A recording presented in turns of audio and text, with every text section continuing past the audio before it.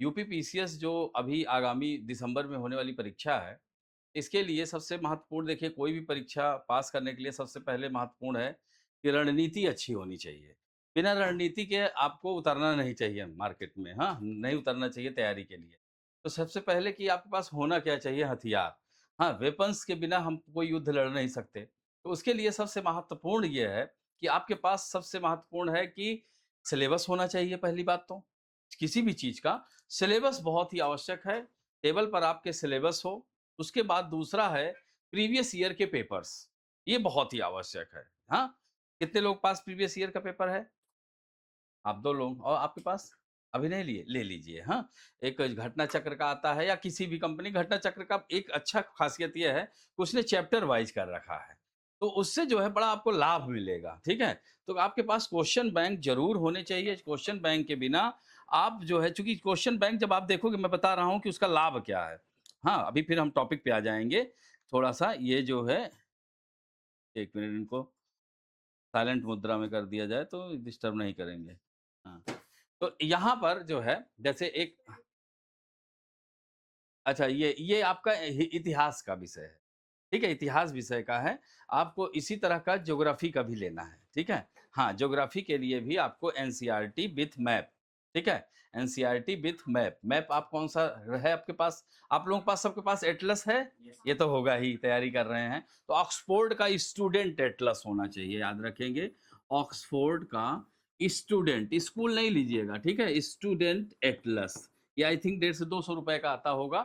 ये बहुत ही आवश्यक है एटलस, ऑक्सफोर्ड का स्टूडेंट एटलस, ओके। इसके साथ साथ ब्लैंक मैप जरूर रखिएगा। ब्लैंक मैप की एक बुकलेट आती है, आप नीचे जाओगे 30-40 रुपए में मिल जाएगी। तो वो बुकलेट में क्या रहेगा कि ऑनलाइन ओ आपका वर्ल्ड और इंडिया दोनों का मैप मिलेगा। तो ब्लैंक मैप रहेगा। तो उस ब्लैंक मैप को आप जब भरोगे, जब हम लोग क्लास में प्रैक्टिस करेंगे, तो उसको साथ साथ भरते चलना है। अब आपको विश्वास नहीं करेंगे, चूंकि देखिए यहां पर देखिए 20 से 25 प्रश्न आते हैं प्रीलिम्स में। इसमें से मान के चलिए कि 60% प्रश्न ऐसे हैं जो मैप के थ्रू सीधे आ जाते हैं। जैसे आपको हमने बताया कि ट्रांस हिमालय, कराकोरम पर्वत श्रृंखला, जास्कर पर्वत श्रृंखला, लद्दाख पर्वत श्रृंखला, कैलाश माउंटेन रेंज, इसको क्रम से उत्तर से दक्षिण लगाएं। ये सीधे सीधे प्रश्न एग्जाम में आ जाएगा। तो अगर इसको आप क्रम से लगाएंगे तो कैसे लगेगा? सबसे नॉर्थ में कौन सी होगी?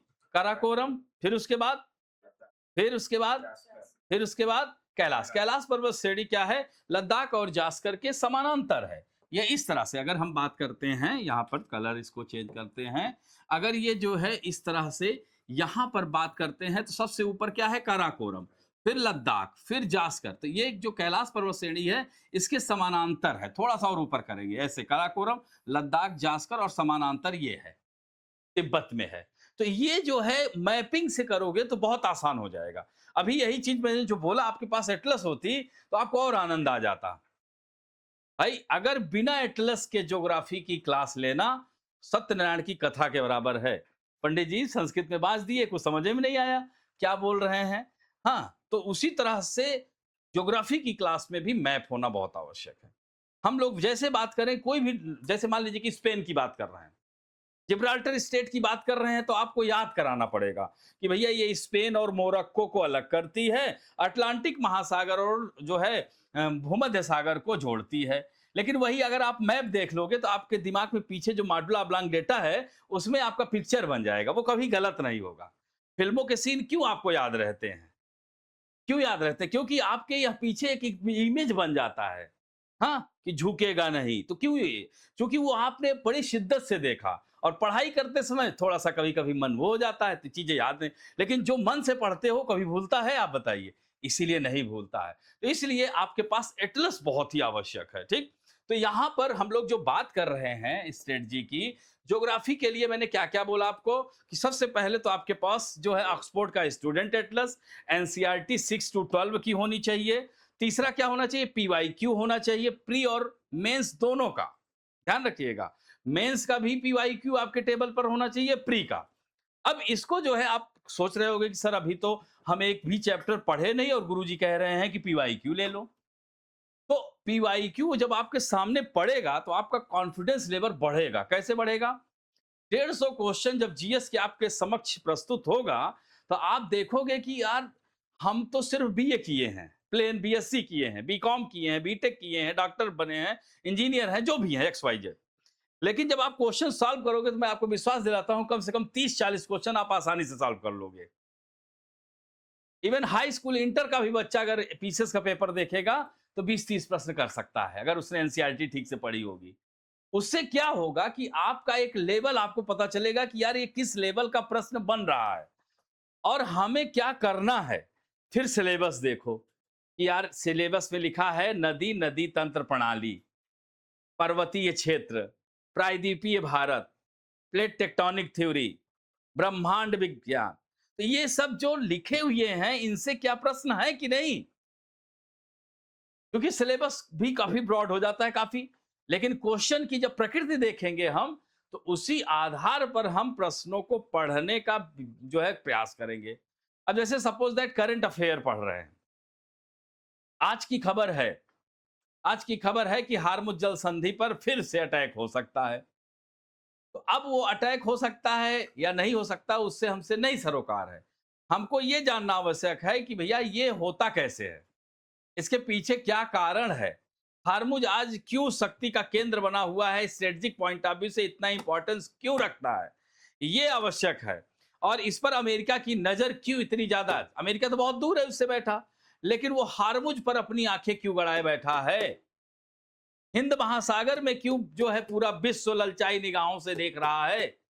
हिंद महासागर तो यहाँ पे है, तो यहाँ पर हिंद महासागर है, तो यूरोपियन कंट्री और अमेरिकन कंट्री, रशिया, ये सब क्यों हिंद महासागर के लिए हाथ पांव जो है फैला रहा है। तो कभी सोचा इसके बारे में? तो जियो पॉलिटिक्स ऑफ इंडियन ओशियन की बात हम सोचेंगे तो उसमें आपको निकल करके आएगा कि आज जो हिंद महासागर है ये स्ट्रेटेजिक पॉइंट ऑफ व्यू से बहुत इंपॉर्टेंट रोल प्ले करता है। यहां से विश्व की लोग जो है यानी समुद्र के मार्ग से जो व्यापार होता है इसी के रास्ते जाता है। उसके साथ साथ हिंद महासागर में बहुत सारे, इसको रत्न गर्भा कहा जाता है, इसमें बहुत सारा मिनरल है, बहुत सारे जो है खनिज के भंडार हैं। यही कारण है कि इसको आज इसके लिए सब ललचाई निगाहों से देख रहे हैं। और इस हिंद महासागर में अगर किसी की अच्छी स्थिति है तो आपके भारत की है, तीन ओर से वह भारत देख रहा है, इधर से भी, इधर से भी, इधर से ही। यही कारण है कि विश्व के देश भारत के साथ संबंध कायम करना चाहते हैं कि हमें भी यहां पर थोड़ा सा बेस दे दीजिए बनाने को। लेकिन साथ में तो विपक्ष भी बैठा है, भारत की संप्रभुता इससे खतरे में पड़ जाएगी अगर हम बेस बनाने को दे देंगे। हमें यह नहीं भूलना चाहिए कि पाकिस्तान जैसा देश ग्वादर पोर्ट दिया चाइना को, आज 90% उसका रेवेन्यू जापान ले लेता, वो चाइना ले लेता है। और अब पाकिस्तान का क्या है संप्रभुता कि वहां का प्रधानमंत्री सो रहा होता है और अमेरिका जो है ऑपरेशन जेरेनिमो करके और ओसामा बिन लादेन को उठा ले जाता है अब्टाबाद से मार के। बताइए, तो ऐसे ऐसे देश का क्या मतलब, तो वह अपनी संप्रभुता खो चुका है। लेकिन हम भारत के लोग अपनी संप्रभुता को बचा के रखे हुए हैं। तो यह जो है, तो हमारा यही कहने का मतलब है कि जब क्वेश्चन पेपर पीवाईक्यू आप देखोगे तो उससे आपको एक स्ट्रेटजी मिलेगी कि आपको पढ़ना क्या है, क्वेश्चन किस प्रकार के आते हैं, नदियों में किस प्रकार के प्रश्न बनेंगे, आपसे हिमालय से किस प्रकार का प्रश्न बनेगा, टेक्टोनिक थ्योरी से किस प्रकार का प्रश्न बनेगा, ब्रह्मांड से किस प्रकार का प्रश्न बनेगा कि सोलर सिस्टम में सबसे बड़ा ग्रह, सबसे छोटा ग्रह, कहाँ पे मीटियोराइड्स पाए जाते हैं, कहाँ एस्टेरॉइड पाए जाते हैं, कुइपर बेल्ट क्या होती है, कॉमेट्स क्या होते हैं, यह सब जो है आपको ब्रह्मांड विज्ञान के अंतर्गत पढ़ना होगा। तो आप समझ सकते हैं कि यूपी पीसीएस हो चाहे बिहार पीसीएस हो, स्टेट पीसीएस, लेकिन यूपी पीसीएस में ज्योग्राफी का ठीक ठाक इंपॉर्टेंट रोल प्ले होता है। तो आपको बहुत अच्छे से with the help of map and NCERT अगर वो दोनों कर लेते हैं तो एक महेश बर्णवाल की भी पुस्तक आती है, उसको आप एक साथ वर्ल्ड एंड इंडिया का रख सकते हैं। लेकिन घटना चक्र का प्रैक्टिस सेट जरूर रखें आप लोग, उससे जो है जब आपको चैप्टर जैसे जैसे पहला चैप्टर मैंने इंडिया, क्योंकि ज्यादातर जैसे अब प्रश्न की बात आती है, याद रखिएगा ज्योग्राफी में, तो ज्योग्राफी से जो प्रश्न बनता है, ज्योग्राफी को हम दो पार्ट में अगर तोड़ लेते हैं, हालांकि तीन पार्ट है, ह्यूमन ज्योग्राफी भी है, लेकिन 2 पार्ट में अगर हम बात करते हैं तो वर्ल्ड और इंडिया, इन दोनों में प्रश्न कहाँ से आते हैं, किस प्रकार की प्रकृति होती है और कितने टफ होते हैं, ये भी ध्यान देना है। जैसे मान लीजिए कि टोटल 10 क्वेश्चन आया या 15 क्वेश्चन आया, तो टोटल 15 क्वेश्चन में आप समझ सकते हैं कि 8 से 10 प्रश्न जो है आपको इंडियन ज्योग्राफी से आ जाता है, याद रखिएगा, ठीक है। और यह जो है 5 से 7 प्रश्न वर्ल्ड ज्योग्राफी से रहता है। तो इंडियन ज्योग्राफी का रोल ज्यादा होता है और हम पढ़ते क्या हैं, वर्ल्ड ज्योग्राफी ज्यादा समय देते हैं क्योंकि इसमें टॉपिक्स ज्यादा हैं। लेकिन इंडियन ज्योग्राफी आते आते हम लोग क्या है, भगाने लगते हैं सिलेबस को कि जल्दी जल्दी नोट्स बांट दिए, पढ़ लिए। लेकिन बहुत सारी चीजें इंडियन ज्योग्राफी की भी हैं जिनको हम वर्ल्ड ज्योग्राफी से कनेक्ट करके पढ़ें। इवन वर्ल्ड को जैसे वर्ल्ड ज्योग्राफी पढ़ रहे हैं उसको इंडिया से कनेक्ट करिए, इंडिया पढ़ रहे हैं तो उसको आप अपने स्टेट से कनेक्ट करिए, क्योंकि 5वां 6वां पेपर मेंस में जो आने वाला है वह जैसे उत्तर प्रदेश का भूगोल पूछेगा आपसे, उत्तर प्रदेश की अर्थव्यवस्था पूछेगा, उत्तर प्रदेश का पर्यावरण पूछेगा, उत्तर प्रदेश के डिजास्टर पूछेंगे। तो जैसे आप डिजास्टर मैनेजमेंट पढ़े हैं, इंटरनेशनल और नेशनल, जैसे डिजास्टर मैनेजमेंट में आपने पढ़ा होगा कि राष्ट्रीय आपदा प्रबंधन प्राधिकरण है, उसी तरह से स्टेट आपदा प्रबंधन प्राधिकरण, उसी तरह से जिला आपदा प्रबंधन प्राधिकरण है ना। तो उसी तरह से जो है विलेज आपदा प्रबंधन भी अब बनाया जा रहा है। तो इस तरह से फिर उस राज्य का यानी उत्तर प्रदेश का आपदा प्रबंधन की गाइडलाइन क्या है उसको भी आपको देखना होगा। समझ में आई बात? तो ऐसे कनेक्ट करके पढ़ेंगे तो बहुत आसान हो जाएगा। तो यहां पर हम लोग जो है बात कर रहे थे कि इसमें जो रोल है, अब प्रश्न का प्रवृत्ति देखिए, प्रश्न की प्रवृत्ति आएगी, जैसे इंडियन ज्योग्राफी के प्रश्न रहेगा, इंडियन ज्योग्राफी से निम्नलिखित कथनों पर विचार कीजिए। पहला कथन आपको दे दिया कि काराकोरम यूरेशियन प्लेट का भाग है।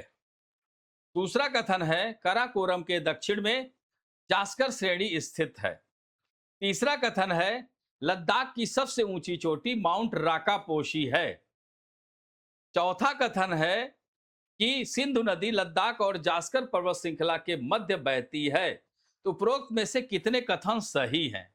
केवल एक, केवल दो, या सभी चारों सही हैं, या केवल 3 सही है, या 3 सही है? इस तरह से जो है आपसे प्रश्न पूछ लेगा। सॉरी, केवल नहीं, मतलब 2 सही है, 3 सही है, इस तरह से।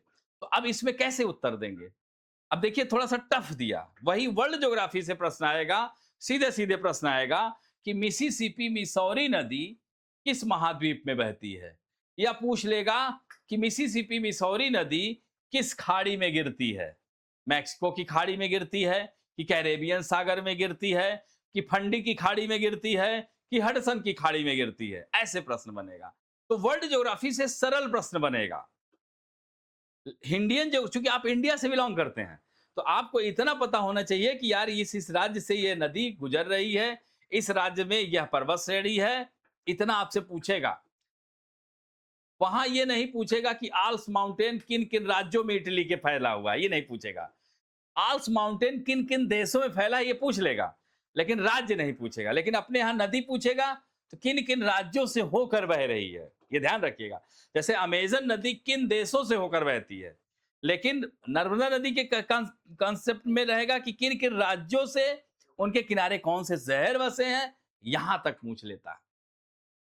ठीक है, तो इस तरह से इंडिया एंड वर्ल्ड की जो प्रवृत्ति होती है तो अलग अलग नेचर रहता है। ठीक, तो अब इसमें जैसे हम लोग बात करते हैं कि जो है सिलेबस की, तो जैसे फिजिकल ज्योग्राफी आप लोगों ने पढ़ा भी होगा, पहले बहुत सारा पढ़ा भी होगा। हम लोग यहां पर बात करते हैं तो जैसे पृथ्वी की उत्पत्ति और आंतरिक संरचना। ठीक, पृथ्वी की उत्पत्ति और आंतरिक संरचना, यहां से प्रश्न मतलब हर दूसरे साल तो बन ही जाता है। तो इसको हम लोग बहुत ही अच्छी तरीके से पढ़ेंगे। तो पृथ्वी की जो उत्पत्ति है, तो उत्पत्ति संबंधी सिद्धांत है ना। अब देखिए उन सिद्धांतों को पूरा एलाबोरेट नहीं करना है क्योंकि वो मेंस में बहुत कम आता है। यहां से पीटी में प्रश्न आएगा कि पृथ्वी की उत्पत्ति के स्रोत क्या हैं, पृथ्वी की आंतरिक संरचना के बारे में हम कैसे जानकारी हासिल करेंगे। तो प्रत्यक्ष स्रोत हैं, अप्रत्यक्ष स्रोत हैं, डायरेक्ट सोर्स हैं, इनडायरेक्ट सोर्स से हम पता करते हैं कि नहीं कि हमारी पृथ्वी के अंदर कौन-कौन सा, कहाँ कौन-सा मिनरल पाया जाता है, कहाँ मेटल अवस्था में है, कहाँ तरल अवस्था में है। तो ये जो है हम पृथ्वी की आंतरिक संरचना के बारे में, पृथ्वी की उत्पत्ति के सिद्धांत के बाद आंतरिक संरचना के बारे में हम प्राप्त करेंगे। तो यह पृथ्वी के अंदर, जैसे ये सबसे ऊपर क्या है? इसको क्या कहेंगे? क्रस्ट कहेंगे। इसको क्या कहेंगे? मेंटल। और इसको कोर कहेंगे। तो इसके बारे में हम लोग अध्ययन करेंगे। फिर यहां से कहां लावा मैग्मा के रूप में ऊपर की ओर आ रहा है, कहां संवहन धारा कार्य कर रही है, ठीक है? तो इस तरह से यह जो है कहां ये दलित द्रवित अवस्था में है, ये भी पूछ लेता है ना कि पृथ्वी का कौन सा भाग तरल है, किस कौन से खनिज पाया जाता है। सियाल और सीमा तथा निफे सुना होगा। इस तरह से यह परतें, इन सब का हम लोग एक एक करके अध्ययन करेंगे। तो इस तरह से इसमें जो है अगर देखा जाए तो सबसे ऊपर क्या है? सियाल है, ये क्या है? सीमा है, और ये क्या है? निफे है जो कोर है। तो सियाल का मतलब क्या हुआ? सिलिकॉन और एल्युमिनियम। सीमा का मतलब क्या हुआ? सिलिकॉन और मैग्नीशियम। और निफे का मतलब क्या हुआ? निकेल और फेरस। तो इस तरह से हम चीजों को देखते हैं। तो इस तरह यह सिलेबस आपको ध्यान में रखना है। फिर प्लेट विवर्तन की सिद्धांत, प्लेट विवर्तन की सिद्धांत जानने से पहले हम लोग कॉन्टिनेंटल ड्रिफ्ट थ्योरी को भी देखेंगे, संवहन तरंग सिद्धांत को भी देखेंगे, धारा सिद्धांत को भी देखेंगे। क्योंकि एक तरह देखा जाए जो प्लेट टेक्टोनिक थ्योरी है, इसको एक रूप देने में कह सकते हैं कि इसके लिए रास्ता जो तैयार किया था, वेगनर साहब ने ही किया था। सुना होगा उनका नाम। 1912 में अल्फ्रेड वेगनर ने कॉन्टिनेंटल ड्रिफ्ट थ्योरी दिया था, जिसे महाद्वीपीय विस्थापन सिद्धांत कहते हैं। तो महाद्वीपीय विस्थापन सिद्धांत क्या है? उसमें उसमें क्या कमियां रह गईं? पिछली बार भी आईएएस के भी प्रश्न में पेपर में आया था, पीसीएस में आता ही आता है। उसमें सबसे महत्वपूर्ण है साक्ष्य। हाँ, साक्ष्य के आधार, जैसे जिग जास फिट उसको कहते हैं, जिग सा फिट। तो और क्या है? जैसे ये जो है अपना भारत है, ये अपना भारत का ये वाला जो पार्ट है, वेस्टर्न घाट। वेस्टर्न घाट पर्वत है या पठार है या मैदान है या पर्वत खड़ा कगार है, क्या है ये? वेस्टर्न घाट पर्वत लिखा रहता है ना। लेकिन अगर आपसे प्रश्न पीसीएस में आया हुआ प्रश्न है कि पश्चिमी घाट पर्वत है कि पठार है कि मैदान है कि अपर्दित खड़ा कगार है, क्या है? अपर्दित खड़ा कगार है, वह पर्वत नहीं है। क्यों? क्योंकि ये टूटा हुआ, चूंकि यह जो है पैंजिया का जब विखंडन हुए, सब जुड़े हुए थे। तो अफ्रीका बीच में हिंद महासागर आ गया, अफ्रीका महाद्वीप। यहाँ यहाँ पर आप देखोगे लौंग द्वीप, पेम्बन द्वीप, यहाँ पर जो वनस्पतियां पाई जाती हैं, केरल के तट पर वनस्पतियों में समानता है। तो साक्ष्य के आधार पर, वनस्पतियों जीव जंतुओं के आधार पर तो हम मानते हैं। तो कॉन्टिनेंटल ड्रिफ्ट थ्योरी क्या था कि इसको, उनका ये कहना था कि पैंजिया का विखंडन हुआ, भारत इधर बह के चला गया, ये बीच में सागर आ गया। ये साक्ष्य के आधार पर है ना। फिर जो है इसमें कुछ कम उन्होंने बताया कि ये जो महाद्वीप थे टूट टूट करके सिर्फ पश्चिम की ओर गए। तो ध्रुवीय फ्लिंग बल का उन्होंने कहा प्रयोग। तो लेकिन फिर क्या सारे महाद्वीपों में वही प्रयोग होगा? तो यहीं पर इनकी आलोचना हो गई। लेकिन हमें ये नहीं भूलना चाहिए कि इन्होंने कम से कम कुछ बताया, तो शुरू तो किया मामला। और वही टेक्टोनिक थ्योरी जब आई तो उन्होंने बताया कि प्लेट, हमारी पृथ्वी जो है ये प्लेटों पर स्थित है। तो प्लेट मतलब समझते हैं ना? प्लेट मतलब क्या होता है? Upper rigid part of crust is known as plate, यानी भूपर्पटी का ऊपरी कठोरतम भाग प्लेट कहलाता है। प्लेट शब्द जो था, तो जो विल्सन साहब ने, ये सब क्लास में कराएंगे। अभी मैं थोड़ा सा एक आइडिया दे रहा हूं पहले। आज जरूरी है जानना कि कहां कहां से प्रश्न बनते हैं और कहां से हमको कहां पर हिट करना है, क्योंकि ज्योग्राफी बहुत अथाह है। साल भर पढ़ेंगे तब भी खत्म नहीं होगा। लेकिन हमें अपनी स्ट्रेटजी बना के रखनी है कि कहां से प्रश्न आते हैं, और जाके चेक करिएगा क्वेश्चन कहां से आ रहे हैं, ठीक है। और पर डे जो है प्रैक्टिस करिए, पर डे 25 क्वेश्चन तो कम से कम प्रैक्टिस करिए ही, और एक क्वेश्चन लिखिए मेंस का, 1 से 2 क्वेश्चन। याद रखिए कि पीसीएस बनना है, जिनको आईएएस बनना है 1000 शब्द, जिनको पीसीएस बनना है कम से कम 500 शब्द रोज लिखिए। हाँ, और 15 से 20 पेज रोज पढ़िए। कोई रोक नहीं सकता है, ठीक है। कोई नहीं रोक सकता है। अगर आप जो है ऑफलाइन पढ़ रहे हैं, आपके समक्ष टीचर प्रस्तुत हैं, तो आप जो है पर डे जो है सेल्फ स्टडी की सोचिए। बहुत ज्यादा सोशल मीडिया के चक्कर में मत पड़िए, क्योंकि सोशल मीडिया पे एक खबर देखोगे, इतने सारे तथ्य आ जाएँगे आपके दिमाग में, इतने सारे फैक्ट आएँगे, फिर आपको डिस्लेक्सिया हो जाएगा। आप भ्रमित हो जाओगे, क्या पढ़ें? चूँकि सब अच्छा लगता है। भाई अभी आपको कह दें कि बेटा आप एक जो है बढ़िया-सा 1 पेज का नोट्स बना के सोशल मीडिया पे डाल दो। निधि से कहा उन्होंने भी डाल दिया, शिव से कहा उन्होंने भी डाल दिया, आपसे कहा आपने भी डाल दिया। तो आप सब अपना-अपना स्पेशलाइज़ेशन डालोगे ना उसमें। भाई आप चाहोगे कि हमारे पेज को ज़्यादा से ज़्यादा लोग देखें। अब क्या हुआ कि इनका भी फैक्ट, इनका भी फैक्ट, इनका भी, ये तो मैं 3 नाम ले रहा हूँ। 3000 साइट आपको खुल जाएँगी सोशल मीडिया में और आप वही छांदोग्य उपनिषद कहा है ना, ज़िंदगी एक महोत्सव है। जैसे मानव जो है ईश्वर की खोज में बढ़ने लगा। बढ़ता रहा कि यार अब तो एकदम नज़दीक पहुँच गया कि अब आज तो भगवान जी मिल ही जाएँगे। तो भगवान के बगल में जैसे बैठे हैं ईश्वर हैं, आपके बगल में संजय बैठे हैं। तो उन्होंने कहा, "अरे! मनुष्य तो एकदम नज़दीक आ गया भगवान जी, अब क्या क्या करोगे?" अब और हम लोगों को जान गया असलियत, तब तो फिर ये हम लोगों को भजेगा ही नहीं। तो कहा ना, "अभी रुको ना।" तुरंत भगवान जी ऐसे मतलब मंत्र मारे और बढ़िया सा एक जो है मुखर्जी नगर में मेले का आयोजन कर दिया। अब वो उसी मेले में मस्त हो गया, खूब बढ़िया जलेबी खा रहा है, झूला झूल रहा है, अब भूल गया कि भगवान से मिलना है। तो वही स्थिति आज सोशल मीडिया की हो गई है। हम पढ़ने जा रहे हैं, मतलब इतनी सारे मैटर हैं कि हमारा दिमाग अभी छोटा-सा 1400 ग्राम का दिमाग कितना याद करोगे बताइए? कन्फ्यूजन तो होगा ही ना, इतने फैक्ट कैसे याद करोगे? भाई अपने दिमाग का प्रयोग कितना परसेंट हम लोग करते हैं? 1% भी नहीं कर रहे हैं, 1% में ही जमाई आने लगती है, यार्निंग करने लगते हैं। तो हमारा यही कहने का मतलब है कि आपको जैसे नहीं सीध में देखना है, एकदम सीध में देखना है, इधर-उधर भटकना नहीं है। बहुत मैटर मार्केट में चले जाओगे तो इतनी के और बहुत ज़्यादा बुकिश-वार भी नहीं होना है। एक ही किताब को आपको 10 बार पढ़नी है, ना कि 10 किताब को 1 बार। समझे? पता चला कि आप पूरी लाइब्रेरी बना दिए, तो लाइब्रेरी नहीं बनानी है। थोड़ा-थोड़ा जो है एक ही पर मतलब जैसे नहीं भेड़ की तरह चर जाओ।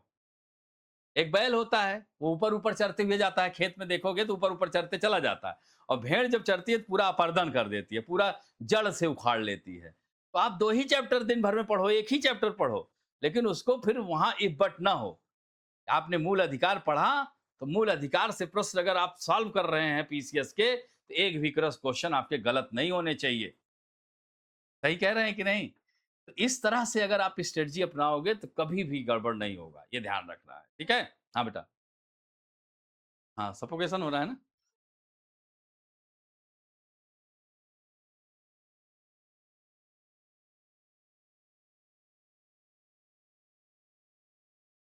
ठीक है अब? गर्मी तो है। हाँ, तो यह जो है आप लोग यहाँ से इन सारी चीज़ों का तो मैंने देखिए इसमें जैसे थ्योरी है, पर्वत पठार मैदान हैं विश्व के, हाँ? विश्व के पर्वत रॉकी माउंटेन है, एंडीज़ पर्वत श्रृंखला है, एटलस माउंटेन है, ड्रैकेंसबर्ग पर्वत है, हाँ? खिंगन पर्वत है, यूराल माउंटेन है, काकेशस माउंटेन है, पोंटिक की पहाड़ियाँ, जितने भी विश्व के पर्वत हैं, इनकी भी मैपिंग कर लोगे ना तो आपके दिमाग में अंकित हो जाएगा। रॉकी पर्वत श्रृंखला आँख बंद करोगे, अच्छा उत्तरी अमेरिका में कनाडा होते हुए, अमेरिका होते हुए मेक्सिको तक पहुँचता है। फिर सोचो मेक्सिको में आ जाओगे, पोपोकैटेपिटल मिल जाएगा। फिर एंडीज पर्वत श्रृंखला कोलंबिया से लेकर के चिली तक पूरी फैली हुई है। तो ऐसे जैसे जो है आपको ग्रेट डिवाइडिंग रेंज कहाँ है? ऑस्ट्रेलिया में है। अफ्रीका महाद्वीप में एटलस पर्वत है, माउंट किलिमंजारो है, रुवेनजेरी है, ड्रैकेंसबर्ग पर्वत है। तो ये सब आपको जो है मैप में खोल के रखोगे तो आपको याद नहीं करना पड़ेगा। आपके दिमाग में ये अंकित हो जाएगा। काकेशस पर्वत कहाँ है? ठीक है, पोंटिक की पहाड़ियाँ किधर है? हाँ, तो इस तरह से पर्वत, पठार, मैदान, मैदानों में घास के मैदान पूछ लेता है आप लोगों से। There are 2 types of grassland, हाँ? घास के मैदान, temperate grassland and tropical grassland. जैसे कैंपोस कहाँ पाया जाता है, लानोस कहाँ पाया जाता है, सिल्वास के जंगल कहाँ पाए जाते हैं, माटो ग्रासो कहाँ पाया जाता है, ग्रैंड चाको कहाँ पाया जाता है, ये सब आते हैं एग्जाम में, है ना? तो इस तरह से जो है आपको प्रेयरी, पुस्ताज, हाँ, स्टेपी, पंपास, कैंटरबरी का मैदान, वेल्ड, डाउन्स, ये सब मैप में बना लेंगे तो एकदम दिमाग में अंकित हो जाएगा। एकदम भूलेगा ही नहीं। ये जो बोल रहा हूँ ना, ये सब मैपिंग से बोल रहा हूँ। मैप रोज़ देखता हूँ, तो याद हो जाता है। मैप लाइएगा, हाँ, मैप लाइए, क्लास के बाद भी अगर टाइम हो तो मैप है कि नहीं घर पे? नहीं हो तो खरीद लीजिएगा, हाँ। तो ले आइए, कैसे देखा जाए वो देखना भी बताऊँगा। हाँ, ब्लैंक तो है ही, साथ में उस मैप को कैसे देखें? ये बहुत ज़रूरी है, उसको उसको बहुत ज़रूरी है आपको, हाँ, कि मैप देखा कैसे जाए, ठीक है? तो इस तरह से जो है, यहाँ पर हम लोग एक-एक करके ये करेंगे। प्लेन्स हैं, ठीक है? फिर ज्वालामुखी भूकंप क्या होता है? ज्वालामुखी के प्रकार, यहाँ से प्रश्न हर साल आते हैं और ज्वालामुखी को आपको करंट से जोड़ देना है, ध्यान रखना है। करंट से जोड़ करके पढ़ना है, अर्थक्वेक को करंट से जोड़ करके, कि चिली में आए दिन भूकंप आता रहता है, जापान में हर साल 1400 भूकंप आते हैं। भारत में भी देखोगे तो साल भर में कहीं न कहीं हिलता रहता है, ठीक है? खासकर हिमालय वाला क्षेत्र है। तो इन सब क्षेत्रों को हम लोग अच्छे से अध्ययन करेंगे। फिर क्लाइमेटोलॉजी में हम बात करेंगे, वायुमंडल की संरचना की बात करेंगे, एटमॉस्फियर की बात करेंगे, हाँ, उसके कंपोज़िशन की बात करेंगे, उसके स्ट्रक्चर की बात करेंगे, वायुमंडल में सबसे ज़्यादा पाई जाने वाली गैसों के क्रम की बात करेंगे। फिर जो है टेम्परेचर, अब देखिए वायु क्लाइमेटोलॉजी में सबसे इंपॉर्टेंट क्या है? टेम्परेचर, दाब, यही 2 का खेल है पूरा। हाँ, और हवाएँ, ठीक है? दाब जो है, हाई प्रेशर और लो प्रेशर का ही सारा खेल है। देखिए अभी कमरे में बंद हो गया, लो प्रेशर क्रिएट हो गया, क्योंकि इवेपोरेशन हो रहा है, हम लोग स्वेटिंग शरीर से हो रही है बॉडी से। तो क्यों हो रहा है? क्योंकि इस कमरे की आर्द्रता बढ़ रही है। हम लोगों के शरीर में जल ही जल तो है, तो उससे इवेपोरेशन हो रहा है। तो इवेपोरेशन होता है तो मेन यही यही तो पूरी लड़ाई है। तो हम लोग इसमें ताप, दाब, घनत्व, हाँ, ये सब को जो है पढ़ेंगे और साथ में हवाओं के बारे में पढ़ेंगे, हाँ, लोकल विंड्स के बारे में पढ़ेंगे। ये लोकल विंड्स क्या होती हैं? जैसे अपने भारत में इस समय कौन-सी चल रही है? हवा, गर्म पवन, उसको लू कहते हैं। कहते हैं ना, कानून बांध के निकलो नहीं लू लग जाएगी। प्याज साथ में लेकर चलो, हमारे मंत्री जी बोल रहे थे ना कि हम तो भैया बिना एसी गाड़ी में प्याज लिए रहते हैं, हमको लू नहीं लगती है ना? तो उत्तर भारत में चलने वाली इस लोकल विंड को लू कहा जाता है। अभी कुछ दिन पहले आपने देखा होगा लॉस एंजल्स में, पिछले साल की घटना है, धू धू करके जल गया लॉस एंजल्स। वहां कौन सी हवा की वजह से हुआ ऐसा? सांता आना, गर्म पवन चलती है, पूरा लॉस एंजल्स के बड़े बड़े हीरो हीरोइन के मकान जल गए, पूरा हॉलीवुड तबाह हो गया था। तो सांता आना हवा बहती है, पापा गयो हवा है, फ्राइजेम है, हाँ, ये सब हवाएं हैं, ठीक है? पुरगा की हवाएं हैं, हाँ, जोंडा उसको कहते हैं। तो ये विश्व की जो पवनें हैं, स्थानीय पवनें, इनको आपको लिस्ट बनाना पड़ेगा और मैप में अंकित कर लो कि कहाँ मिस्ट्रल बहती है, कहाँ बोरा बहती है, कहाँ श्याम बहती है, कहाँ गिबली बहती है, कहाँ केप डॉक्टर बहती है। ये सारी हवाएं हैं, यहाँ से प्रश्न आता है, यूपी पीसीएस का पेट क्वेश्चन है, मिलान करने को आ जाएगा, दे देगा श्यामल, हबूब, सिमूम, गिबली, ये सब हवाओं के नाम हैं। तो हाँ, हाँ, तो ये मिलान करने को आते हैं। हवा का नाम दे देगा और देश का नाम दे देगा, ठीक है? हाँ, किस देश में बहती है? जैसे लू दे दिया, भारत और पाकिस्तान दोनों में बहती है, ठीक है? पापा गयो, ये भी नदी, ये हवा है, ठीक है? तो इस तरह से आपसे पूछ लेगा कि कहाँ बहती है, ठीक? तो इस तरह से यहाँ पर हम लोग इसमें यह ये जो हवा है, हवाएं, मानसून, मानसून तो इंडियन ज्योग्राफी में भी करेंगे। इसी तरह से जलधाराएं भी पाई, आपको समुद्र में क्या पढ़ना है? समुद्र में समुद्र का तापमान, समुद्र की लवणता, समुद्र के निक्षेप, ज्वार भाटा और कोरल रीफ। यहां से भी प्रश्न बनता है, कोरल रीफ क्या होती हैं, जिसे हम मूंगा की चट्टाने कहते हैं। तो विश्व की सबसे लंबी मूंगा की चट्टानें कहां पाई जाती हैं? ऑस्ट्रेलिया के पूर्वी तट पर, जिसे हम ग्रेट बैरियर रीफ कहते हैं। केप यार्क पेनिनसुला से लेकर के रॉकॉम्पटन तक फैली हुई है, जो कि ग्लोबल वार्मिंग की वजह से क्षतिग्रस्त हो रही है। भारत में भी जो है मूंगा की चट्टानें पाई जाती हैं। कहां पाई जाती हैं? अंडमान निकोबार द्वीप समूह में। अंडमान, ये क्या हो रहा है भाई? ये जो है अंडमान निकोबार द्वीप समूह, यहां पे भी मूंगा की चट्टानें पाई जाती हैं। लेकिन अंडमान निकोबार द्वीप समूह में जो मूंगा की चट्टानें क्षतिग्रस्त हो रही हैं, यूपी पीसीएस में सीधे प्रश्न आया था कि अंडमान निकोबार की मूंगा की चट्टानों के खत्म होने के पीछे क्या कारण है? तब ग्लोबल वार्मिंग मार के चले आए। जबकि असली कारण था वहां लंबरिंग इंडस्ट्री, लकड़ी उद्योग था। वहां पे लकड़ी का जो बुरादा है, जब लकड़ी कटती है तो वहां से बुरादा निकलता है, तो वो बह करके उनके मुख में भर जाता है, तो उसकी वजह से वो मर रही हैं। वहां कोरल रीफ नष्ट हो रही है, किसकी वजह से? तो लकड़ी उद्योग की वजह से लकड़ियां बहुत, चूंकि एवरग्रीन फॉरेस्ट कहाँ पाया जाता है भारत में सब ज्यादा, अंडमान निकोबार में घने जंगल पाए जाते हैं, और जहां घने जंगल पाए जाएंगे वहां लकड़ी उद्योग डेवलप होगा ही। ऐसे कनेक्ट करके पढ़ना है, ठीक है। तो इस तरह से हम लोग या फर्स्ट पेपर में इसी तरह से जल धाराओं की बात करेंगे। तो जल धाराएं, पूरे विश्व की जल धाराओं का अध्ययन, इन जल धाराओं का क्या महत्व है, हमारी ब्लू इकोनॉमी में जल धाराओं के महत्व की चर्चा करें। प्रश्न बन गया मेंस में, बन गया कि नहीं? तो इस तरह से जो है यह जल धाराएं, दो प्रकार की जल धाराएं भी होती हैं, गर्म जल धाराएं और ठंडी जल धाराएं। तो गर्म जल धाराएं कहां से निकलेंगी, इनका उद्गम कहां से होगा? जाहिर सी बात है, पृथ्वी का जो गर्म भाग होगा वहीं से निकलेंगी। ठंडी जल धाराओं का उद्गम कहां से होगा? जहां ठंडा होगा। तो यहां पर क्या है, विषुवत रेखा, विषुवत रेखा पर तापमान अधिक होता है कि नहीं? तो हमेशा याद रखिएगा, विषुवत रेखा से उत्तर की ओर या दक्षिण की ओर चलने वाली जल धाराओं को हम गर्म जल धाराएं कहेंगे। वही अगर हम बात करते हैं यहां से, अगर ऊपर से ध्रुवीय क्षेत्र से जो आ रही हैं, इन जल धाराओं को क्या कहेंगे? ठंडी जल धाराएं कहेंगे। तो इसी तरह से जब ऊपर उत्तरी अमेरिका में लैब्राडोर जलधारा इधर मैक्सिको की खाड़ी से गल्फ स्ट्रीम जलधारा दोनों जब आपस में टकराती हैं, तो विश्व के सबसे ऊंचे ज्वार का उत्पत्ति होती है, जो कि फंडी की खाड़ी में उत्पन्न होता है ज्वार, और ये मछलियों के उत्पादन और प्रजनन के लिए बहुत ही उपयुक्त दशा बन जाती है। इसीलिए आप देखोगे सबसे अच्छे अच्छे प्रकार के जो जो कहते हैं ना कि जो पाए जाते हैं, मछलियां पाई जाती हैं, केप कॉड, सार्डिना, ये सब आपको मिलेंगे अमेरिका के पूर्वी तट। अब देखिए, यही मैप अभी होता, अभी खुला रहता तो आपको और मजा आता। अभी तो ये फैक्ट जो है, आप जो जब मैप खोल के बैठेंगे ना तो और आनंद आएगा। ज्योग्राफी एकदम मतलब फिर आपका दिल बाग बाग करने लगेगा। जब तक आप एटलस, चूंकि बेटा देखिए ज्योग्राफी क्लास में हमेशा एटलस हमेशा रखिए, ठीक है। एटलस आपको हमेशा, साइकिल नहीं, हाँ मैप, ठीक है। एटलस मैप जो है सबको हमेशा अपने बैग में रखना है, एटलस साइकिल भी आती है, ठीक है। तो यहाँ से यह जो है दोनों जहां मिलती हैं, तो जहां पे दो विपरीत स्वभाव की जलधाराएं मिलेंगी, वहां पर बहुत सारे समुद्री जीव संसाधनों की उत्पत्ति होती है। वहां खूब अच्छे अच्छे प्रकार की मछलियां पाई जाएंगी, मछलियों के उत्पादन और प्रजनन के लिए उपयुक्त दशा हो जाती है।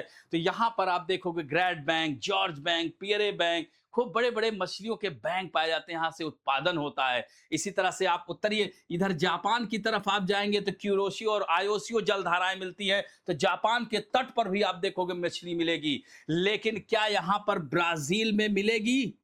नहीं मिलती है। क्यों नहीं मिलती है? क्योंकि यहां से जो जलधारा, ये फाकलैंड जलधारा आ रही, इधर से ब्राजीलियन जलधारा, ये दोनों विपरीत स्वभाव की हैं, लेकिन इनका जो मिलन हो रहा है समुद्र बीच में, तट पर नहीं हो रहा है। तो ये मछलियां सरक जाती हैं, यहाँ तट पे मिलती ही नहीं। इसीलिए ब्राजील के तट पर आप देखोगे, पूर्वी तट पर मछलियां कम पाई जाएंगी, जबकि जापान के तट पर अधिक पाई जाएंगी, अमेरिका के तट पर पाई जाएंगी, यहाँ पर कम पाई जाएंगी। तो ये सारी बातें अध्ययन करेंगे हम लोग। तो इन जलधाराओं का क्या महत्व है, इनकी क्या विशेषताएं हैं, हाँ इनकी भारत पृथ्वी, इनकी जो विश्व की अर्थव्यवस्था पर इनका क्या योगदान है, नीली इकोनॉमी में इनका क्या रोल है, मेंस के पॉइंट ऑफ व्यू से भी हम लोग पढ़ेंगे और पीटी के भी पॉइंट ऑफ व्यू से पढ़ेंगे, ठीक है। इसी तरह से जो है आपका यहां पर आता है, यह देख सकते हैं कि भारत का भूगोल, one of the most important section, Bharat का भूगोल। भारत के भूगोल को आपको बहुत ही अच्छे तरीके से पढ़ना है। सबसे पहला जो चैप्टर है, आज हम पहला चैप्टर करा देंगे, टेंशन नहीं लीजिए।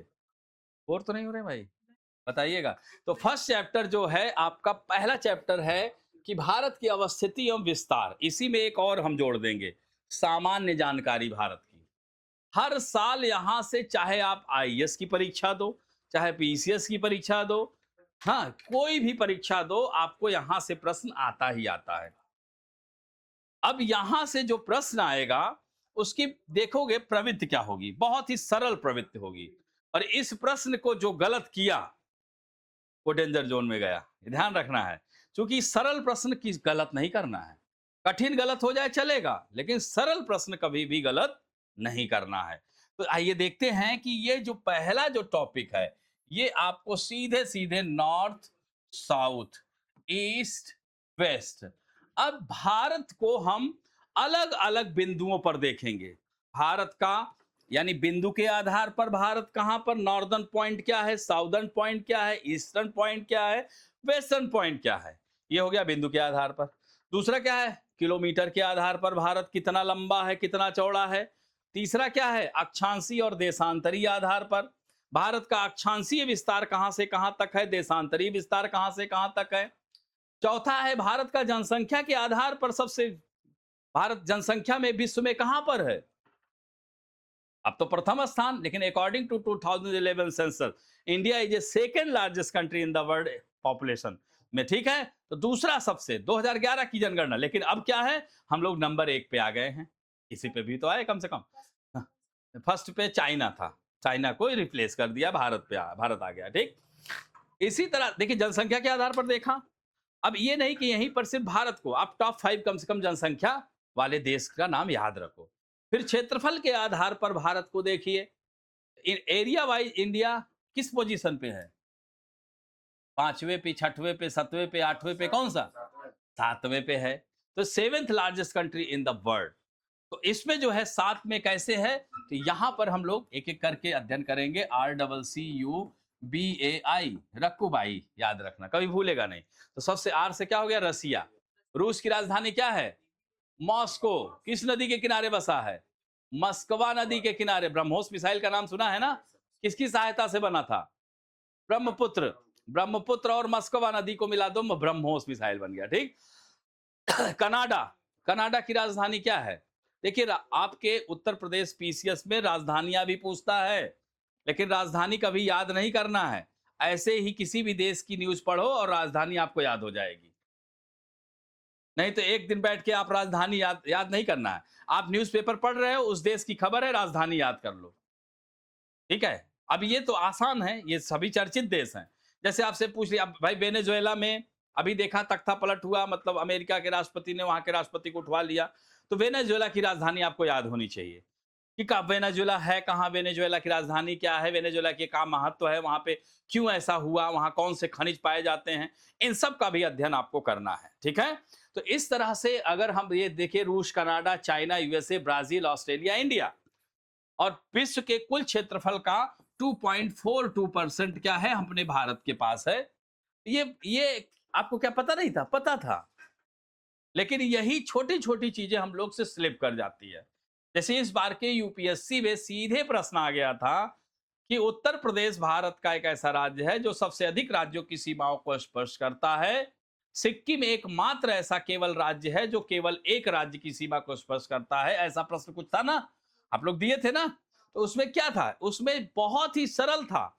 अगर ये वाला चैप्टर आप कंसंट्रेट होके कर लेंगे तो वो आसानी से आपको हर नोट्स में मिला था, और जिन्होंने किया था आसानी से उनका क्वेश्चन गलत नहीं हुआ। तो पहला चैप्टर हम लोग क्या है, भारत की सामान्य जानकारी हासिल करेंगे, यानी भारत के पड़ोसी मुल्क कौन कौन से हैं, स्थलीय सीमा भारत की किन किन देशों से सबसे ज्यादा किससे मिलती है। भारत के पड़ोसी देशों में सबसे ज्यादा बांग्लादेश से, उसके बाद बोलिए भाई, उसके बाद चाइना से, उसके बाद पाकिस्तान से, उसके बाद नेपाल। आ रहा है लेकिन बोलने में हिचकिचा रहे हैं आप लोग, ऐसे मत करिए। जो आ रहा है बोलिए। देखिए यही तो इंटरव्यू में गड़बड़ कर देता है। आप ये मत सोचो कि इंटरव्यू 15 दिन में तैयार हो जाता है। आपकी तैयारी जहां आप शुरू कर दिए ना, यहीं से आपका इंटरव्यू भी चल रहा है। क्योंकि पर्सनालिटी जो है एक दिन में नहीं तैयार होती है, ये नेचुरल होता है। तो आप यहाँ पर बोलोगे ना, तो यही चीज आपका कॉन्फिडेंस लेवल, आप इंटरव्यू बोर्ड में बैठोगे तो आप डरोगे नहीं। तो यहाँ पर हम आपसे प्रश्न करें तो आप जरूर उत्तर दीजिए। गलत ही तो होगा, कमरे में है, बाहर नहीं जाएगी, कल से एसी लग जाएगा तो और भी आप लोगों का डिस्क्लोज नहीं होगा कि आया कि नहीं आया। तो घर की बात घर में रहेगी, हम बाहर थोड़ी बताने जाएंगे इनको नहीं आया। तो इसलिए जो है बोलिए जरूर, हाँ, प्रश्न का उत्तर दीजिए। तो उससे क्या होगा कि आपका कॉन्फिडेंस लेवल बढ़ेगा, अंदर आ रहा होगा। कई बच्चों को मैं जान रहा हूँ पता था, लेकिन जो है निकल नहीं रहा है कि यार दूसरा नंबर कौन सा है। गलत ही तो होगा, कौन सा हम फांसी दे देंगे। तो इस हाँ हाँ हाँ, अच्छा फांसी दे देते हैं क्या, अच्छा अच्छा। तो इस तरह से तो यहाँ पर आप देखेंगे ये जो है, इसको याद रखेंगे। यहाँ पे इसको रेड कर देते हैं तो थोड़ा सा और सही हो जाएगा। ये जो है कभी भी भूलेगा नहीं आपको, हाँ। और ये आता है प्रश्न, स्टेट सर्विसेज बहुत पूछता है। तो यहां पर अगर हम बात करते हैं तो बांग्लादेश, चीन, पाकिस्तान, नेपाल, म्यांमार, भूटान, अफगानिस्तान। तो सबसे लंबी सीमा किसकी है, बांग्लादेश, और बचपन में भूत आता ही है सबके, आ गया।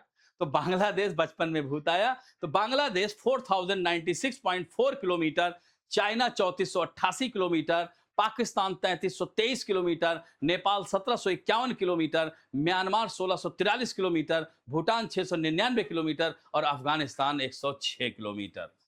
ठीक है? तो ये क्रम से याद रखना है आप लोगों को। यहां से प्रश्न बनता है, अब आपको बीच का दे देगा। मान लो बांग्लादेश ना दिया दिया, आपको दे दिया नेपाल, भूटान, जो है पाकिस्तान में कौन सबसे लंबी सीमा। ऐसे ही याद रखना, ये क्रम से लगाने को आता है। हाँ, नहीं, बांग्लादेश अगर ऑप्शन नहीं है तब, ठीक है? तो इसलिए ये सारी चीजों को आपको याद रखना पड़ेगा, ठीक है? तो ये सब मैं लिखवाऊंगा भी। हाँ, अभी तो आज स्ट्रेटजी बता रहा हूँ, ये सारे पॉइंट्स एक एक करके नोट डाउन, और एक भी क्वेश्चन बाहर नहीं जाने दूंगा। बस आप लोग पढ़िए, बस जितना कराऊं उतना रोज करके आइए, और 10 मिनट का रिवीजन सेक्शन रहेगा, उसमें आपको बोलना है, खूब बोलना है। नहीं कर, अगर मान लीजिए जैसे आज पढ़ के गए, नहीं समझ में आया, तो कल वहां जब घर में जाओगे तो पढ़ोगे ना, तो जब ना समझ में आए तो आइए यहाँ पूछिएगा, ठीक है? और 10 मिनट का हम लोग रिवीजन सेक्शन रखेंगे। हाँ, हाँ, हाँ, अभी ले लीजिएगा, आप तो समंदर में बैठे हैं भूगोल के। यहाँ पर मुखर्जी नगर तो भाई मक्का ही है यहाँ पे। हाँ, किताबें एक बार आप नज़र तो फेरिए, 20 प्रकार की किताबें मिल जाएँगी, है ना? तो लेकिन ज़्यादा किताबों को नहीं, बस 1 आध 2 बताऊँगा, जैसे पीवाईक्यू रख, हाँ, इम्पोर्टेंट अभी मैं लिख दूँगा, ठीक है बेटा? तो इस तरह से यहाँ पर हम सामान्य जानकारी, हाँ, तो भारत का देखा आपने, जनसंख्या के आधार पर, बिंदु के आधार पर, किलोमीटर के आधार पर, अक्षांशीय देशांतरी आधार पर, फिर पृथ्वी पर, यानी पूरे जो ग्लोब है, इस ग्लोब में हमारा भारत है कहाँ? अगर हम बात करते हैं, ये पृथ्वी, ये ग्लोब है, तो इस ग्लोब में जैसे विषुवत रेखा है ये, तो विषुवत रेखा, इसको हम इक्वेटर कहते हैं, इसको भूमध्य रेखा कहते हैं। यह पृथ्वी पर पाई जाने वाली सबसे बड़ी इमेजिनरी लाइन है। तो यह पृथ्वी को 2 भागों में बाँट रही है। ये उत्तरी गोलार्ध हो गया, ये दक्षिणी गोलार्ध हो गया। ठीक, इसी तरह से 0 डिग्री, इसको प्राइम मेरिडियन कहते हैं, प्रधान याम्योत्तर रेखा कहते हैं, है ना? सुना होगा। जिसे जीएमटी कहते हैं, ग्रीनविच मीन टाइम, जहां से पूरे विश्व के समय का निर्धारण होता है ना? तो इसके इधर जाते हैं तो समय, अभी ये इसको बाद में करेंगे, अभी मैं बताना चाह रहा हूं कि पृथ्वी को हम 4 गोलार्धों में बांट लिए। ये नॉर्थ ईस्ट हो गया, ये नॉर्थ वेस्ट हो गया, ये साउथ वेस्ट हो गया, ये साउथ ईस्ट हो गया ना? तो अब यहां पर अपना भारत कहां होगा? तो भारत का जब तक आपको अक्षांशीय विस्तार नहीं पता होगा, देशांतरी विस्तार, लैटिट्यूडनल एक्सपेंशन नहीं पता होगा, लॉन्गिट्यूडनल नहीं पता होगा, आप नहीं बता पाओगे। तो भारत का अक्षांशीय विस्तार कहां से कहां तक है? पायल बताओ बेटा। लैटिट्यूडनल एक्सपेंशन कहां से कहां तक है? तो अगर हम बात करते हैं इसमें, जैसे ये 0 डिग्री है, तो भारत का तो 8 डिग्री 4 मिनट नॉर्थ से, 37 डिग्री 6 मिनट नॉर्थ, है ना? यानी 0 डिग्री यानी विषुवत रेखा के उत्तर में हो गया कि नहीं? और दोनों में देखिए नॉर्थ लिखा है। यानी अब तो क्लियर हो गया कि हमारा भारत उत्तरी गोलार्ध में है। अब और एग्जैक्ट जानना है तो देशांतरी विस्तार आपको बताना होगा। बताना होगा ना? तो देशांतरी विस्तार क्या है? 68 degree 7 minute to 97 degree 25 minute east, ये लिखना नहीं भूलिएगा, ईस्ट। अब यानी हमारा ईस्ट किधर है? इधर है। तो 68 डिग्री कहां शुरू होगा? यहां से। भाई ये 0 है तो 1 2 3 4 68 यहां होगा, 97 यहां हुआ कि नहीं? तो इसके बीच में यही तो हुआ। तो एग्जैक्ट भारत कहां अवस्थित है? North east hemisphere. क्यों भाई? उत्तरी पूर्वी गोलार्ध में स्थित है। सरल हो गया कि नहीं? तो ऐसे जो है चीजों को हम लोग, ये चैप्टर पूरी तरह से सबसे सरल, और मुझे पता है कि इसकी 70% बातें आपको पता होंगी। 70 कम बोल रहा हूं, कम से कम 80% बातें आप जानते हैं इस चैप्टर की, लेकिन गलती यहीं से करते हैं। क्यों? क्योंकि आपको आता है, और आता है तो बच्चे क्या करते हैं? फन्ने खा बन जाते हैं कि नहीं अब तो हम सब पूरा पारंगत हैं, और वहीं गड़बड़ करते हैं। जहां आता है वहीं गड़बड़ करते हैं।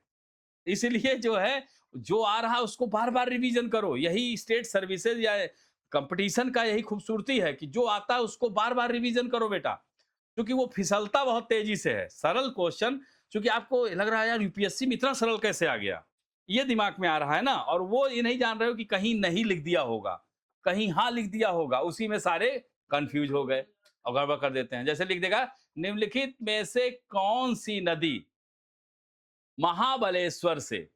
हाँ, अब महाबलेश्वर देखे नहीं कृष्णा आपने मार दिया और जो उसका रहा कि नहीं निकलती है।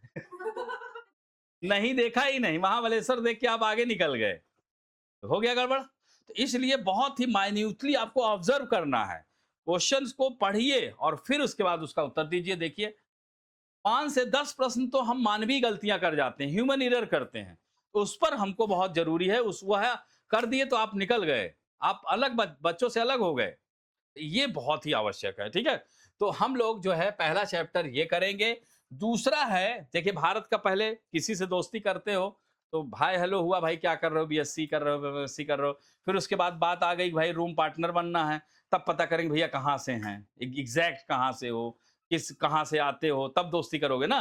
भाई रूम पार्टनर बनाने के लिए थोड़ा सा सब कुछ जानना आवश्यक है, नहीं तो पता चला बाद में लड़ाई हो गई। तो इसलिए जो है, अब भारत को जान तो लिए सामान्य जानकारी, अब थोड़ा सा और अच्छी अधिक जानकारी कर लिया जाए कि हमारा भारत सबसे पुराना स्थान, भारत में सबसे प्राचीन चट्टानें कहाँ पाई जाती हैं। तो चट्टानों से हम पता कर लेते हैं ना कि कितने साल पुरानी है ना। तो भारत का जो भूगर्भिक अध्ययन है, यानी यहां पर हम लोग बात करेंगे भारत का भारतीय चट्टानों का वर्गीकरण। तो क्लासिफिकेशन ऑफ इंडियन रॉक्स में अगर हम बात करेंगे तो भारत में सबसे प्राचीन चट्टानें आर्कियन समूह की चट्टानें हैं, है ना बेटा। आर्कियन समूह, दूसरे को कहते हैं पुराना समूह, हाँ, और तीसरा है द्रविडियन समूह, द्रविडियन समूह, और चौथा है आर्यन समूह। ठीक है, यहीं से प्रश्न बनना शुरू हो जाता है यूपीपीसीएस में। इन चारों में सबसे नया कौन सा है? आर्यन समूह है। अब इसी को पृथ्वी के जियो साइकिल से अगर जोड़ोगे तो कैसे जोड़ोगे? COS, DCP, TJCEOMPPH,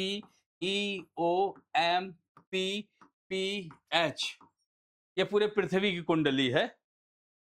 यह भारत से कनेक्ट करेंगे तो ये कैम्ब्रियन युग की चट्टानें हैं, Ordovician, Silurian, Devonian, Carboniferous, Permian, Triassic, Jurassic, Cretaceous, eosin, Oligocene, myosin, Pliocene, Pleistocene और होलोसिन। जो वर्तमान काल चल रहा है होलोसिन काल चल रहा है। तो आर्यन समूह की चट्टानों को हम 4 भागों में बांटेंगे, गोंडवाना काल, दक्कन ट्रैप्स, टर्शियरी और क्वार्टरनरी। तो क्वार्टरनरी को हम 2 भागों में बांटेंगे, प्लिस्टोसिन एंड होलोसिन। तो होलोसिन कहां बताया? यहां पे। ठीक है, तो होलोसिन काल में भारत में गंगा के मैदान का निर्माण होता है, प्लिस्टोसिन काल में कश्मीर घाटी का निर्माण होता है, कुल्लू घाटी का निर्माण होता है। ठीक है, और जो है यहाँ पर गंगा के मैदान का निर्माण होता है। टर्शियरी क्रम में हिमालय का निर्माण होता है। ठीक है, टर्शियरी में क्या होता है? हिमालय की उत्पत्ति होती है, यानी 8 करोड़ साल पहले। क्रिटेशियस काल में भारत में दक्कन ट्रैप्स का निर्माण होता है, यहाँ पर ज्वालामुखी। फिर कार्बोनिफेरस काल में जो है कोयले की उत्पत्ति होती है। गोंडवाना काल का कोयला, 98% कोयला कहाँ पाया जाता है भारत में? गोंडवाना क्रम की चट्टानों में पाया जाता है। द्रविडियन क्रम की चट्टानों के बारे में बहुत थोड़ा सा डार्क एज कहते हैं, हाँ, लेकिन अब थोड़ा थोड़ा इसमें भी आने लगा है, तो इसके बारे में बताएंगे कि यहीं से ये इसी के जो है विशेषताएं इसमें भी पाई जाती है। फिर आता है पुराना समूह, इसको 2 भागों में बांटते हैं, कुडप्पा क्रम और विंध्यन क्रम। तो भारत में पहली बार सूक्ष्म जीवाश्मों की उत्पत्ति कहीं होती है तो विंध्यन क्रम की चट्टानों में, और पृथ्वी पर उसी को डेवोनियन काल कहा जाता है, इसे मत्स्य युग कहते हैं। तो डेवोनियन क्रम इससे जुड़ेगा, है ना। और कुडप्पा, जैसा कि नाम से ही दिख रहा है, कुडप्पा आंध्र प्रदेश के कुडप्पा जिले के नाम पर इसको नाम रखा गया। यहाँ पर एस्बेस्टास, संगमरमर, हाँ, आयरन ओर, ये सब खूब पाए जाते हैं, और इसका जो है बहुत ज्यादा अपर्दन नहीं हुआ था। फिर इसके बाद आता है आर्कियन समूह को 2 भागों में बांटते हैं, आर्कियन और धारवाड़। तो अरावली सोचो कहाँ है? धारवाड़ में है। और यहाँ पर हिमालय कहाँ है? यहाँ। तो अरावली और हिमालय में कितना अंतर है? करीब 50 करोड़ साल से ज्यादा का अंतर है। यानी जो आपके दादाजी और आप में अंतर है, वही अरावली और हिमालय में है। ठीक है, तो अरावली क्या है? अपर्दित होते होते झुक गई है। जैसे दादाजी देखो झुक गए होंगे, छड़ी लेके चल रहे होंगे। अभी आप क्या है? नवीन है, युवा पर्वत है। तो हिमालय क्या है? नवीन युवा बलित पर्वत श्रृंखला है, नया है। इसीलिए अभी उसमें क्या है? अभी परिवर्तन हो रहा है, ऊंचा हो रहा है, कभी बाल ऐसे काट लेगा, कभी हनी सिंह बन जाता है, तो उसमें परिवर्तन होता है। लेकिन पुराने लोग क्या है? एक ही पैटर्न पे चलते हैं, पगड़ी बांध के घूमेंगे, है ना। तो इस तरह से पुरानी चट्टानें, अरावली की चट्टानें घिस चुकी हैं, अपर्दन हो गया है, अपर्दन होते होते वो अपना प्रतिरूप खो चुकी हैं। उनकी हाईएस्ट पीक 1722 मीटर ऊंची है, जबकि हिमालय की सबसे ऊंची चोटी माउंट एवरेस्ट 8,848 मीटर है ना? तो इस तरह से हम लोग यह दूसरा चैप्टर समझ गए कि इसका भूगर्भिक अध्ययन करेंगे। फिर इसके बाद आता है तीसरा चैप्टर है भारत के प्राकृतिक प्रदेश। किसी भी देश में आप पूछ लेता है आपको कि कितना मैदान है, कितना पर्वत है, कितना पठार है, हाँ, कितना पहाड़ी है, कितना परसेंट है भारत में पर्वत? बहुत आसान है, सबसे ज्यादा मैदान है। सबसे ज्यादा क्या है? मैदान है, फिर पठार है, फिर पहाड़ी है, फिर जो है पर्वत है। तो सबसे ज्यादा यानी plain, plateau, hills and mountain, ये क्रम लगाने को आया है यूपी पीसीएस में। ठीक है, ये याद रखिएगा, ये क्रम से लगाने को आ जाता है। तो सबसे ज्यादा 43.7% क्या है? प्लेन है। 27.7% पठार है। ठीक है, 18.3% पहाड़ी है और 10.3% क्या है? पर्वत है। तो ये पूरा भारत का प्राकृतिक प्रदेश है। इसको हम लोग 6 भागों में बांटेंगे। पहला उत्तर का पर्वतीय क्षेत्र जिसमें हिमालय की चर्चा करेंगे। दूसरा प्रायद्वीपीय भारत की चर्चा करेंगे। तीसरा जो है हम लोग बात करेंगे किसके बारे में? पर्वतीय हिमालय की क्षेत्र की चर्चा करेंगे, भारत के मरुस्थल की चर्चा करेंगे, भारत के तटीय क्षेत्रों की चर्चा करेंगे, है ना? और भारत के द्वीपीय भाग। तो ये सब प्राकृतिक प्रदेश हैं, अलग अलग सेक्शनल। और यहां से प्रश्न मान के चलो, इस चैप्टर से कम 3 प्रश्न आपका लड़ेगा, कोई रोक नहीं सकता, दुनिया की कोई ताकत नहीं। 3 से 4 प्रश्न इस चैप्टर से आने ही आने हैं। और क्या? प्राकृतिक प्रदेश से, अरे पूरा यही तो, पूरा पहाड़, आपको पूरे पर्वत हिमालय का बारे में पूरा, ट्रांस हिमालय, ट्रांस में काराकोरम, लद्दाख, जास्कर, फिर जो है ग्रेटर हिमालय में माउंट एवरेस्ट, मकालू, मंसालू, नंदा देवी, ये सब इसी में तो पढ़ोगे। अन्नपूर्णा, धौलागिरी, कामेत, है ना, नामचा बरवा, ये सब क्या है? ग्रेटर हिमालय में। ठीक है, और लघु हिमालय में पीर पंजाल, धौलाधर, नागटिब्बा, महाभारत श्रेणी, हाँ, तो ये सब क्रम से लगाने को आता है। तो इसके बारे में हम लोग चर्चा करेंगे। ठीक है, पूर्वांचल की पहाड़ियां, इधर आपका ये हिमालय का विस्तार सिक्किम से ये अरुणाचल प्रदेश यहाँ तक है ना, तो डीएम, एएम, टाफला, मिरी, अबोर, मिसमी, हाँ, फिर जो है इधर आप देखोगे नीचे नागा की पहाड़ियां, पटकोई बूम, मीजो हिल, मणिपुर, त्रिपुरा हिल, ये सब पूर्वांचल की पहाड़ियां हैं। इनकी चोटियों के नाम भी आपको पढ़ना है। यहाँ कौन कौन से दर्रे पाए जाते हैं, ये भी पूछेगा। ग्लेशियर कौन कौन से पाए जाएंगे? दोस्तों नींद आ रही है? नमस्कार। डेल्टा इस तो में ही आप अवस्था में आती है, तो बहुत समझ में आ रहा है या तो नहीं समझ में आ रहा है? तो कौन सा समझे अवस्था? समझ में आ रहा है? तब ठीक है। तो इस तरह से जो है ये जो पहाड़ियां होती हैं, धन्यवाद। यह गर्मी से भी होती है थैंक यू नींद, सर। बहुत थैंक ज्यादा वो होता है ना, चूंकि स्वेटिंग हो रहा है। थैंक अभी एसी चल रहा होता तो नहीं आती नींद। दोस्तों कोई नमस्कार। बात नहीं बेटा, आज आज कर डेल्टा लीजिए। हाँ, भाई देखो, पढ़ाई कठिन कार्य है, हाँ, तो थोड़ा संघर्ष है, और हो जाएगा। हाँ, हाँ। अच्छा, मैं ज्यादा दे दिया। हाँ, आ जाएगा बेटा, कोई बात नहीं। बहुत ऐसे ऐसे, और ये लोग बड़े खतरनाक होते हैं। हाँ, हम्म, जी, फिर मिलते हैं। हाँ। धन्यवाद। दूसरा कमबैक जो करता है बड़ा सर। खतरनाक थैंक होता है। देखे ना अमिताभ बच्चन, दूसरा कमबैक कितना खतरनाक यू किया। वेरी हाँ, पूरा अरबपति हो गया आने के बाद। उसके बीच में देखे ना, पूरा सब बंद हो गया था उसका, लेकिन दोबारा जब आया तो पूरा, अभी तक सोचिए, वो बेटे से, बहू से ज्यादा कमा रहा है। हाँ?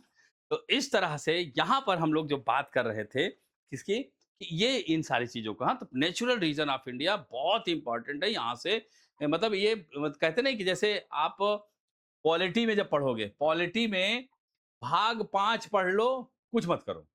5, सिर्फ 5 पढ़ लो। आर्टिकल 52 से लेकर के 151 तक कम से कम 6-7 क्वेश्चन आपका लड़ जाएगा, क्योंकि सारा तो इसी में भाई बैठा है। प्रधानमंत्री इसी में है, राष्ट्रपति इसी में है, कैग है इसी में, महान्यायवादी है, सुप्रीम कोर्ट है, सब तो है इसी में बैठा। लोकसभा अध्यक्ष है, उपाध्यक्ष है, राज्यसभा का अध्यक्ष है, उपाध्यक्ष, सब तो है इसी में। तो यहाँ से प्रश्न बनेंगे नहीं?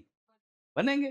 तो मतलब बता रहा हूँ कि ये सब स्ट्रेटजी, मान लीजिए कि आपके साथ कोई दिक्कत हो गई, आप पढ़ नहीं पाए हैं, तो इन सब पर पूरा फोकस करके जाइए। अब देखिए कैसे आपका काम नहीं बनता है। ठीक है, तो इसी तरह से प्राकृतिक प्रदेश से मान के चलिए कि 4 का क्वेश्चन, 5 क्वेश्चन तो आते ही आते हैं।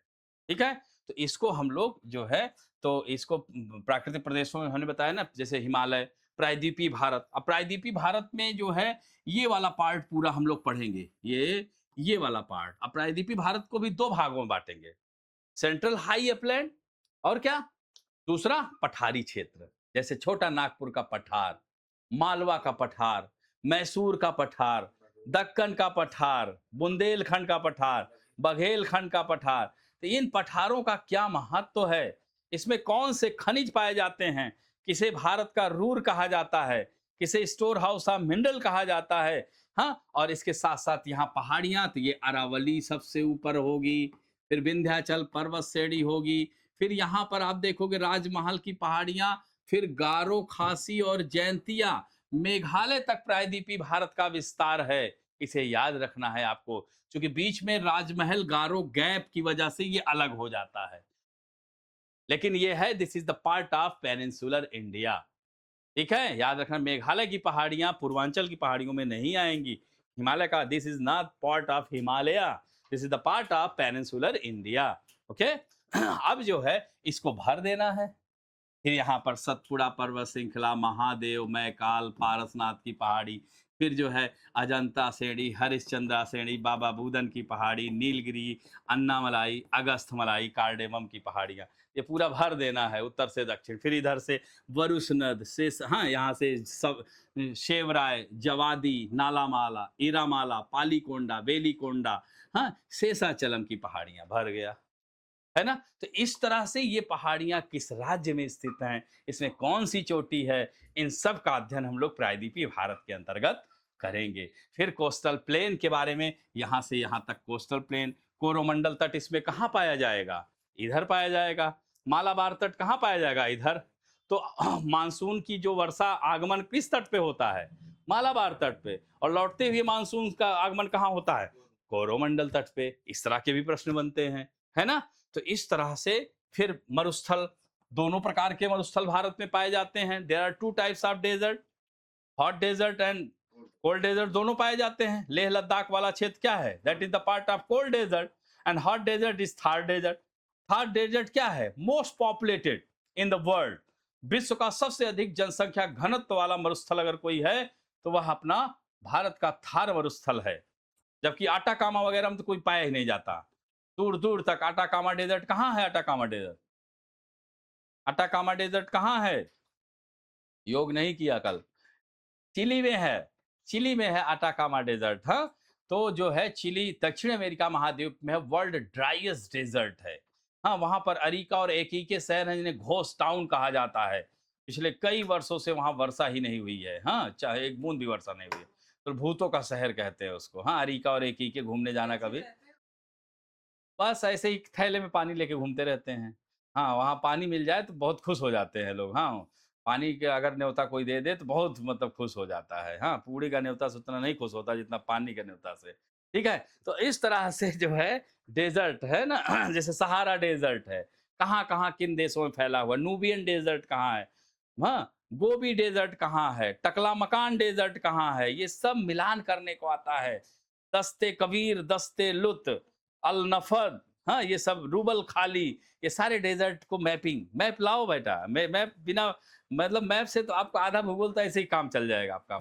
हाँ, ठीक है, कॉन्सेप्ट एंड मैथ। भाई कॉन्सेप्ट हम लोग मेंस में यूज करेंगे, और जो है इसमें तो ज्यादातर फैक्ट और थोड़ा सा कंसेप्चुअल भी दो चार क्वेश्चन रहते हैं।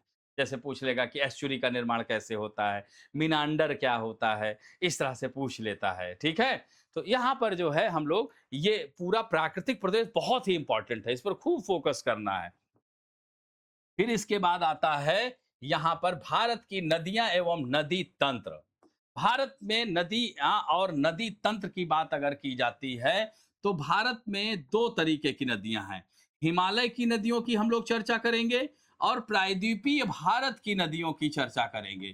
ठीक, हिमालय की नदियां और प्रायद्वीपीय भारत की नदियों में क्या अंतर है, कुछ भाई लिखा है तो कुछ अंतर तो होगा ही। ये 12 मासी है, वेरी गुड, ये 12 मासी है, 12 मासी, जिसको क्या कहते हैं, पेरिनियल, सदा नीरा भी कह सकते हैं। इसमें साल भर जल बना रहता है, तो इसमें क्या रहता है, नहीं बना रहता है, ये मौसमी हो जाती है। ठीक, हाँ, यानी जब मानसून आता है तब इन नदियों में बाढ़ आती है। ठीक, प्रायद्वीपीय भारत की नदियों की यह अंतर है। ठीक, ये है हिमालय की नदियां क्या हैं? युवा अवस्था में बहती हैं। कैसी अवस्था है? युवा अवस्था में बहती हैं। तो युवा अवस्था जानते हो कितनी भटकाव की अवस्था होती है? निकले थे कोचिंग, चले गए पिक्चर देखने धुरंधर, तो भटकाव की अवस्था होती है ना। तो क्यों होती है? क्योंकि यह दोस्तों वलित नमस्कार। पर्वत श्रृंखला में बहती है, मुलायम चट्टानों में बहती है, चट्टानों को काट देती है, इसीलिए रास्ते परिवर्तन करती है। जबकि प्रायद्वीपीय भारत क्या होता है? एक आध दो गो पीटी नहीं होता है तो नमस्कार, क्या हो ठंडा गया पड़ था? जाता है। तो ये क्या है, मैच्योर हो जाता है। तो ठीक इस है, तरीके से कूदेंगे प्लीज पूरी डोंट तैयारी टेक के अदर साथ भाई। में। मैं बता रहा हूँ कि तो इन जैसे सब बीए चीज़ों पे वीए हम कर चर्चा लेता है तो करेंगे। आदमी एकदम तब तक के लिए वो हो फिर जाता मिलते है हैं। कि यार नहीं, अब कहीं धन्यवाद। नहीं, अब पढ़ाई करना है। हाँ, थैंक यू, तो थैंक वह यू। जो है वह मेच्योर हो जाता है। तो मेच्योर क्यों हो जाता है? क्योंकि प्रायद्वीपीय भारत की जो चट्टानें हैं वो कठोर चट्टानें हैं, उसमें परिवर्तन नहीं होता। तो जहां से बह रही हैं, जबलपुर से ही बहेगी नर्मदा नदी, झुमरी तलैया नहीं जाएगी बहने। तो वहां रास्ते परिवर्तन नहीं करती है। समझ में आई बात? तो इसीलिए जो है यह क्या होती है, मेच्योर स्टेज में बहती है ना। और ये अपने हाँ बेटा कुछ कहना चाह रही हैं? हाँ, हिमालय की नदियाँ, हाँ, तो अंत में बनाती है। जैसे सुरहा ताल झील अभी हुई है ना, सुरहा ताल झील को रामसर साइट घोषित किया गया है, बलिया की है। हाँ, अ, हाँ, हाँ, हाँ। गंगा है, सिंधु है, ब्रह्मपुत्र नदी है, गोदावरी है। ये नदियाँ ही नदियाँ, नदियों की कमी नहीं है भारत में, हज़ारों नदियाँ हैं। इधर अरब सागर में गिरने वाली नदियाँ, बंगाल की खाड़ी में गिरने वाली। तो यहाँ पर आप देखोगे, यहाँ से शुरू होगा साबरमती, माही जो कि कर्क रेखा को 2 बार काटती है, नर्मदा नदी, ताप्ती नदी, फिर आ जाओ मांडवी नदी। अब गो कहाँ चला गया भाई? हुँ। ठीक है? तो ये जो है ताप्ती नदी। अब देखिए गोवा में जुआ बहुत होता है, जुआरी नदी याद रखना। तो मांडवी और जुआरी नदी। फिर जो है कर्नाटक में जो है आपका शारावती नदी, सतरंजी नदी, केरल में भारत पूजा, पेरियार, पेंबा नदी। इधर की हो गई नदी खत्म। इधर की नदियाँ सुवर्णरेखा, बैतरणी, ब्राह्मणी, महानदी, गोदावरी, कृष्णा, पेन्नार, कावेरी, बैगई, ये सब इधर की सहायक नदियाँ हैं। यही तो प्रश्न, इससे बाहर क्या आएगा? इसी को चबा जाइए, यहीं से सब गड़बड़ हो, एक भी क्वेश्चन गलत नहीं होगा। इसी की सहायक नदियाँ पूछेगा, इसका उद्गम किन-किन राज्यों में बहती है, इसका बेसिन कहाँ-कहाँ है, यहीं से तो प्रश्न बनता है बेटा। एक प्रश्न इससे बाहर चला जाए बता दीजिएगा। आप पेपर जाके देखिए, यहीं से प्रश्न बनता ही है। ठीक है? तो हिमालय की नदियाँ प्रायद्वीपीय भारत की नदियों में अंतर हम लोग पढ़ेंगे। हाँ, कौन-सी नदियाँ किस प्रकार का डेल्टा का निर्माण करती हैं, कौन कस्पेट डेल्टा, तो इसको साथ में विश्व से भी हम लोग, विश्व की नदियाँ भी जैसे मिसिसिपी, मिसौरी नदी का नाम सुना होगा। कहाँ बहती है? मिसिसिपी, मिसौरी नदी। मिसिसिपी, मिसौरी नदी मेक्सिको की खाड़ी में गिरती है। और हाँ बेटा? नहीं, अभी नहीं, क्लास के समय नहीं, ठीक है? तो जो है मिसिसिपी मिसौरी नदी बर्ड फूड डेल्टा, पंजाकार, पक्षी के पंजे के आकार का डेल्टा, विश्व की मात्र एक ऐसी नदी है जो बर्ड फूड डेल्टा बनाती है। जब आईएसपीसीएस बन जाना, घूमने जाना, तो वहां देखना मैक्सिको खाड़ी में आपका पैर, आपका अंगूठे का नेल पेंट दिखता रहेगा, एकदम अंदर तक चले जाओगे 1-2 किलोमीटर तक, ऐसे पंजाकार डेल्टा बनाती है। और नीचे मतलब ब्लैक ब्लैक पत्थर वहां दिखेंगे, बहुत सुंदर लगता है, पानी एकदम साफ। ठीक है? तो इस तरह से जो है पंजाकार डेल्टा का निर्माण करती है, बर्ड फूड डेल्टा का निर्माण करती है। वो कौन सी है? मिसिसिपी, मिसौरी नदी है। इसी तरह से टाइबर, हाँ, जो है टाइबर है, हाँ, कस्पेट डेल्टा का निर्माण करती है। इसी तरह से जो है आपका डैन्यूब नदी है, हाँ, जो है वोल्गा नदी है, बहुत सारी नदियां हैं। हाँ, तो विश्व की सारी नदियां, विश्व की झीलें, नदी तंत्र, इन सब का अध्ययन हम लोग करेंगे। तो भारत की नदियां, इसके साथ साथ हम लोग यहीं पे झीलें भी कर लेंगे। झील क्या होता है? झीलें क्या होती हैं? झील एक ठहरा हुआ, मतलब एक ऐसा स्थान जहां पर जल, ठहरा हुआ जल होता है, वह झील। हाँ, लेकिन इन झीलों की उत्पत्ति भी कई कारणों से होती है। ऐसा नहीं है कि कोई फावड़ा से गड्ढा खोद दिया झील बन गई। ये कई प्रक्रियाओं से निर्मित होती हैं, जैसे टेक्टोनिक प्रक्रिया से निर्मित झील। तो जब टेक्टोनिक प्रक्रिया होती है तो चट्टानें एक दूसरे से दूर जाती हैं या एक दूसरे से टकराएंगी, टकराएंगी तो गड्ढा हो जाएगा, दूर जाएंगी तब भी गड्ढा होगा। तो इस तरह से जैसे आपकी झील है, यह जो है आपका वुलर झील, वुलर झील टेक्टोनिक क्रिया से द्वारा निर्मित झील है। इसी तरह से वॉल्केनिक क्रिया के द्वारा निर्मित झील भी होती हैं। जब ज्वालामुखी क्रिया होती है, ये क्रेटर है, ये जब मुंह, ये छोटा सा मुंह, इसको क्या कहते हैं? कप का जैसे चाय पीते हो ना, तो छोटा मुंह उसको कहते हैं क्रेटर। और जब भयंकर विस्फोट होता है तो फ्लावर हो जाता है फट के। हाँ, तो यानी क्या हो गया, पूरा कटोरा फट गया, तो क्या हो गया, पूरा जो है काल्डेरा का रूप ले लेता है। तो वही काल्डेरा झील कहते हैं। जब यहाँ से निकल गया पूरा, ये निकल जब जाता है तो ये जो है बड़ा थाला का रूप, अब यहाँ से लावा मैं राख सब बाहर निकल गई, बाद में जो है यहाँ पर इसमें जल भर जाता है। जैसे लेक टोबा नाम सुना होगा, इंडोनेशिया में है विश्व की सबसे बड़ी काल्डेरा झील, टोबा लेक। लेक टिटिकाका सुना होगा, कहाँ है ये, पेरू और बोलीविया की सीमा पर है। इसे हनीमून लेक के नाम से भी जाना जाता है।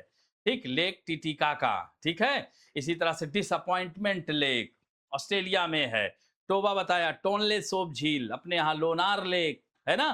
तो ये सब क्या है, ज्वालामुखी क्रिया से निर्मित झीलें हैं। ठीक है। इसी तरह से अगर हम लोग बात करते हैं कि वायु अपर्दन क्रिया से द्वारा निर्मित झीलें, हाँ, ड्यू टू एवलियन एक्शन, जब हवा बहती है तो वायु के जो कण होते हैं, बालू के कण, उसको उड़ा करके एक स्थान से दूसरे स्थान पे ले जाती है। तो उससे निर्मित जो झील, जैसे प्लाया झील सुना होगा, हाँ, प्लाया झील, हाँ, लमड़ी ये झील होती हैं। क्योंकि यह मरुस्थलीय क्षेत्र में है तो लवण होगा ही। तो जैसे सांभर लेक है, डीडवाना, लूणकरण सागर, पंचभद्रा, हाँ, ये सब जो है राजस्थान की झीलें जो क्या है, ये सब जो है लवणीय झीलें हैं, है ना। इसी तरह से गोखुर झील क्या होती है, ऑक्स बाउ लेक। जब नदियां चलती हैं, खासकर नदियां जब मेच्योर स्टेज, वृद्धावस्था में बहती हैं, तो ऐसे सर्पीलाकार चलने लगती है, ऐसे ऐसे, है ना।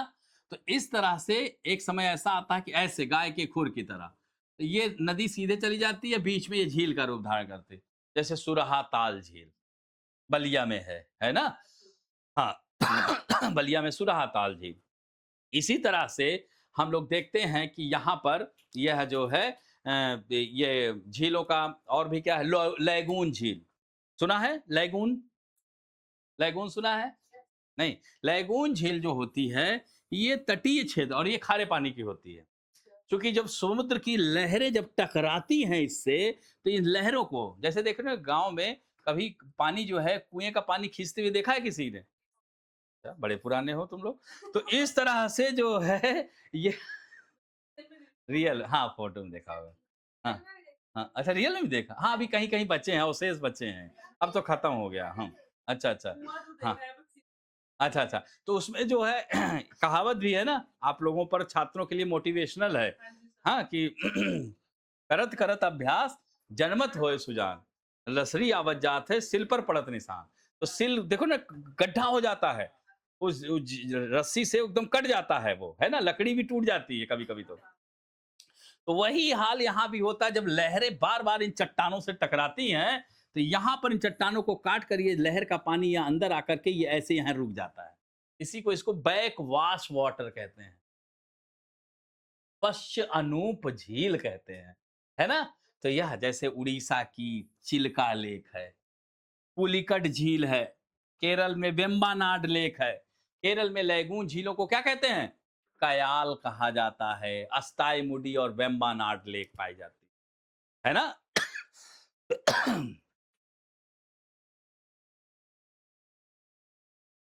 ठीक है। तो इस तरह से यह जो है नदियां हैं, झीलें हैं, हम लोग एक साथ पढ़ेंगे। फिर इसी पर नदी पर मल्टीपर्पज प्रोजेक्ट भी आता है, यूपी में बहुत पेट क्वेश्चन है, पूछ लेगा। बगलिहार परियोजना किस नदी पर है, तुलबुल परियोजना किस नदी पर है, नापता झाकड़ी परियोजना, एक तरफ परियोजना दे देगा, एक तरफ नदियों के नाम दे देगा, मिलान करने को आएगा। ओचमपात परियोजना किस नदी पर है ना। नागार्जुन सागर परियोजना किस नदी पर है, श्री सैलम परियोजना किस नदी पर है, इस तरह से मिलान करने को आ जाता है। हीराकुड परियोजना किस नदी पर है, सरदार सरोवर परियोजना किस नदी पर है। इस तरह से मल्टीपर्पज प्रोजेक्ट, मल्टीपर्पज मतलब एक जल के कई प्रयोग, जिससे हम सिंचाई भी करते हैं, जिसे हम पीने का पानी भी यूज करते हैं, जिससे हम बिजली का भी उत्पादन करते हैं, है ना। जैसे भारत में कौन सी ऐसी नदी है जो जिसकी सबसे अधिक जल विद्युत क्षमता है, ब्रह्मपुत्र नदी। ब्रह्मपुत्र नदी की जल विद्युत क्षमता सबसे अधिक है। इसीलिए आप देखोगे कि ब्रह्मपुत्र की सहायक नदी सुबनसिरी पर 5000 मेगावाट का स्थापित किया गया है अरुणाचल प्रदेश में। इसी तरह से विश्व की सबसे अधिक जल विद्युत क्षमता वाली नदी कौन सी है, तो अफ्रीका महाद्वीप में कांगो नदी है। कांगो सुना है ना, कांगो के जंगल अमेजन के जंगल के बाद दूसरा सबसे घना जंगल कहीं पाया जाता है, तो कांगो के जंगल में। है ना, यूपीएससी पूछा था। और कांगो नदी विश्व की एकमात्र ऐसी नदी है जो विषुवत रेखा को 2 बार काटती है। जैसे भारत में भागीरथी और अलकनंदा का संगम होता है तो गंगा कहलाती है, उसी तरह से अफ्रीका में लुआ पाला और लुआ पूला 2 नदियों का जब संगम होता है तो गंगा कहलाती हैं। इसी तरह से नील नदी में व्हाइट नील और सफेद नील का संगम खार्तूम में होता है तो नील नदी कहलाती हैं। इसी तरह से मिसिसिपी मिसौरी नदी सेंट लुइस में दोनों आपस में मिलती है तो मिसिसिपी मिसौरी एक साथ नदी कहलाती है ना?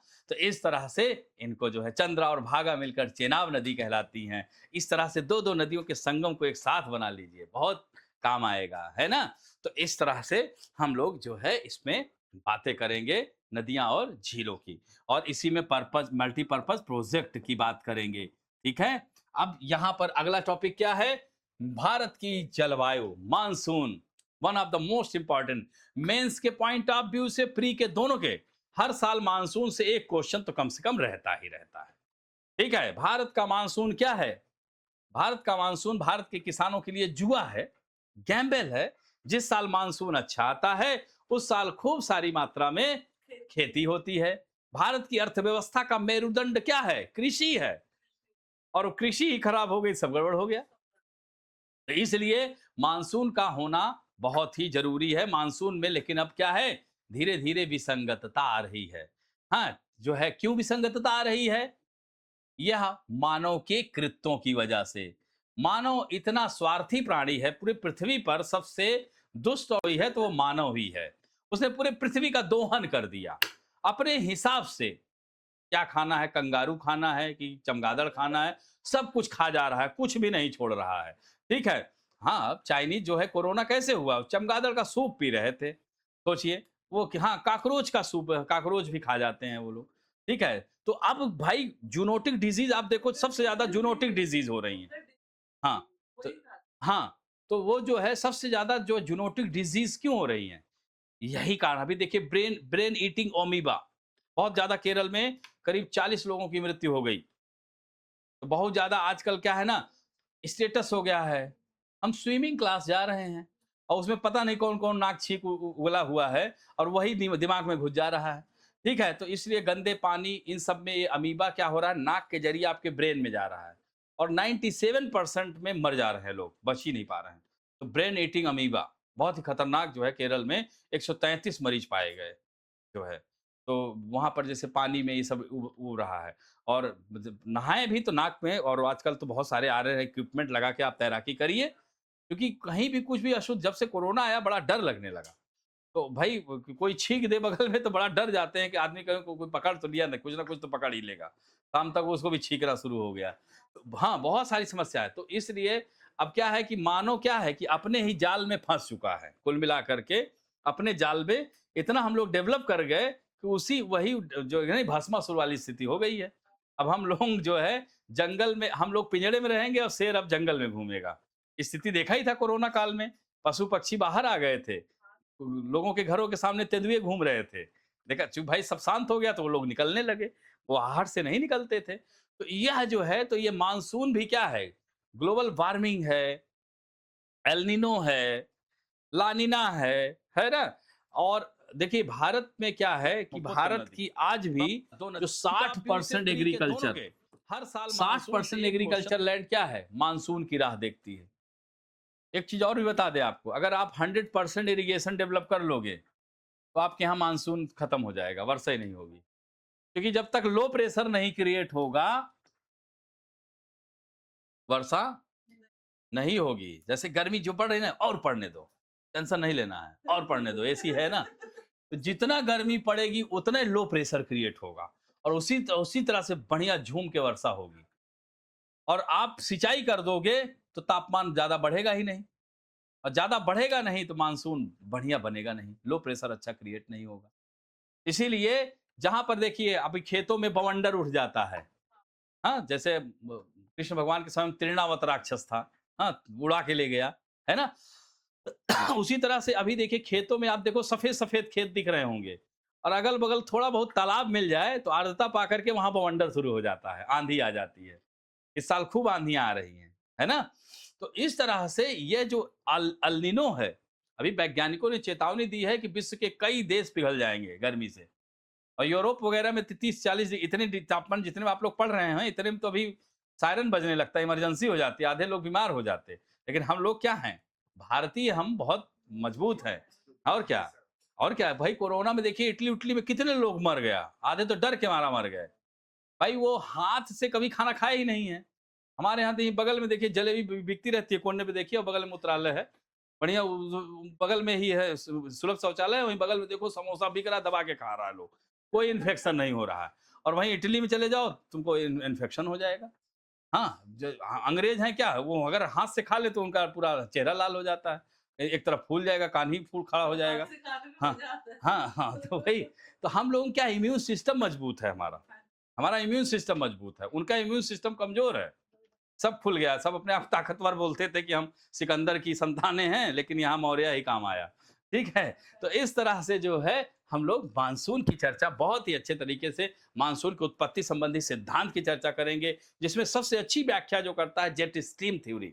जेट स्ट्रीम पवन जो है इसके बारे में चर्चा करेंगे, थर्मल सिद्धांत के बारे में चर्चा करेंगे, है ना? तो ये कैसे चूँकि मानसून को समझना आज भी वैज्ञानिकों के लिए एक पहेली है। क्योंकि बहुत ही अजीब है।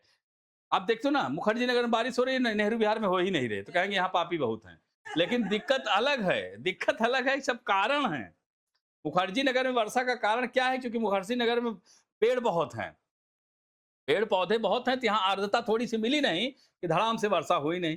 बगल में बुराड़ी का पहाड़ है, भलसवा की जो है डेयरी है, भलसवा जो झील है, तो उससे वाष्पोत्सर्जन की क्रिया होकर के वहां वर्षा हो जाएगी टकरा करके। तो स्थानीय कारणों से भी वर्षा होती है। आजकल देखोगे आप दिल्ली में वर्षा का बढ़ रहा है। क्यों बढ़ रहा है? क्योंकि दिल्ली में पेड़ पौधे बहुत लगाए जा रहे हैं। साउथ पूरा देखोगे आपको पेड़ पौधे आपको मिलेंगे।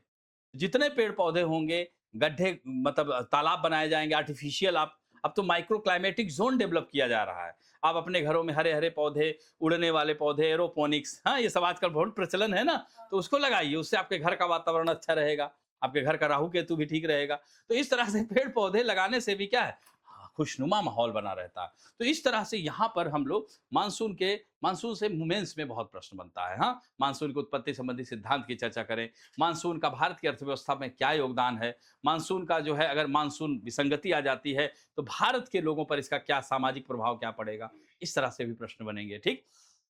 अब भाई वर्षा हो गई है तो मिट्टी की जांच कर ली जाए, तो मृदा के बारे में यहाँ से भी प्रश्न हर साल आप लोग से आएगा। जैसे सीधे पूछ लेगा कि रेगुर सॉइल के बारे में निम्नलिखित कथनों पर विचार करें, या निम्नलिखित में से कौन सा कथन सत्य है या असत्य है।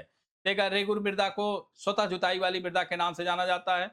दूसरा कथन है इसमें काला होने का कारण मैग्नेटाइट टिटेनी फेरस का पाया जाना। तीसरा कथन है इसमें जो है इसे कपासी मृदा कहते हैं।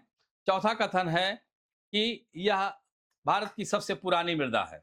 अब इसमें कौन सा कथन असत्य है?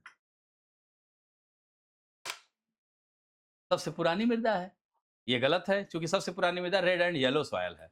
वो ग्रेनाइट और नीज जैसी चट्टानों के विखंडन से उसकी उत्पत्ति हुई, जबकि इसका उत्पत्ति क्रिटेशियस काल में हुई है ना?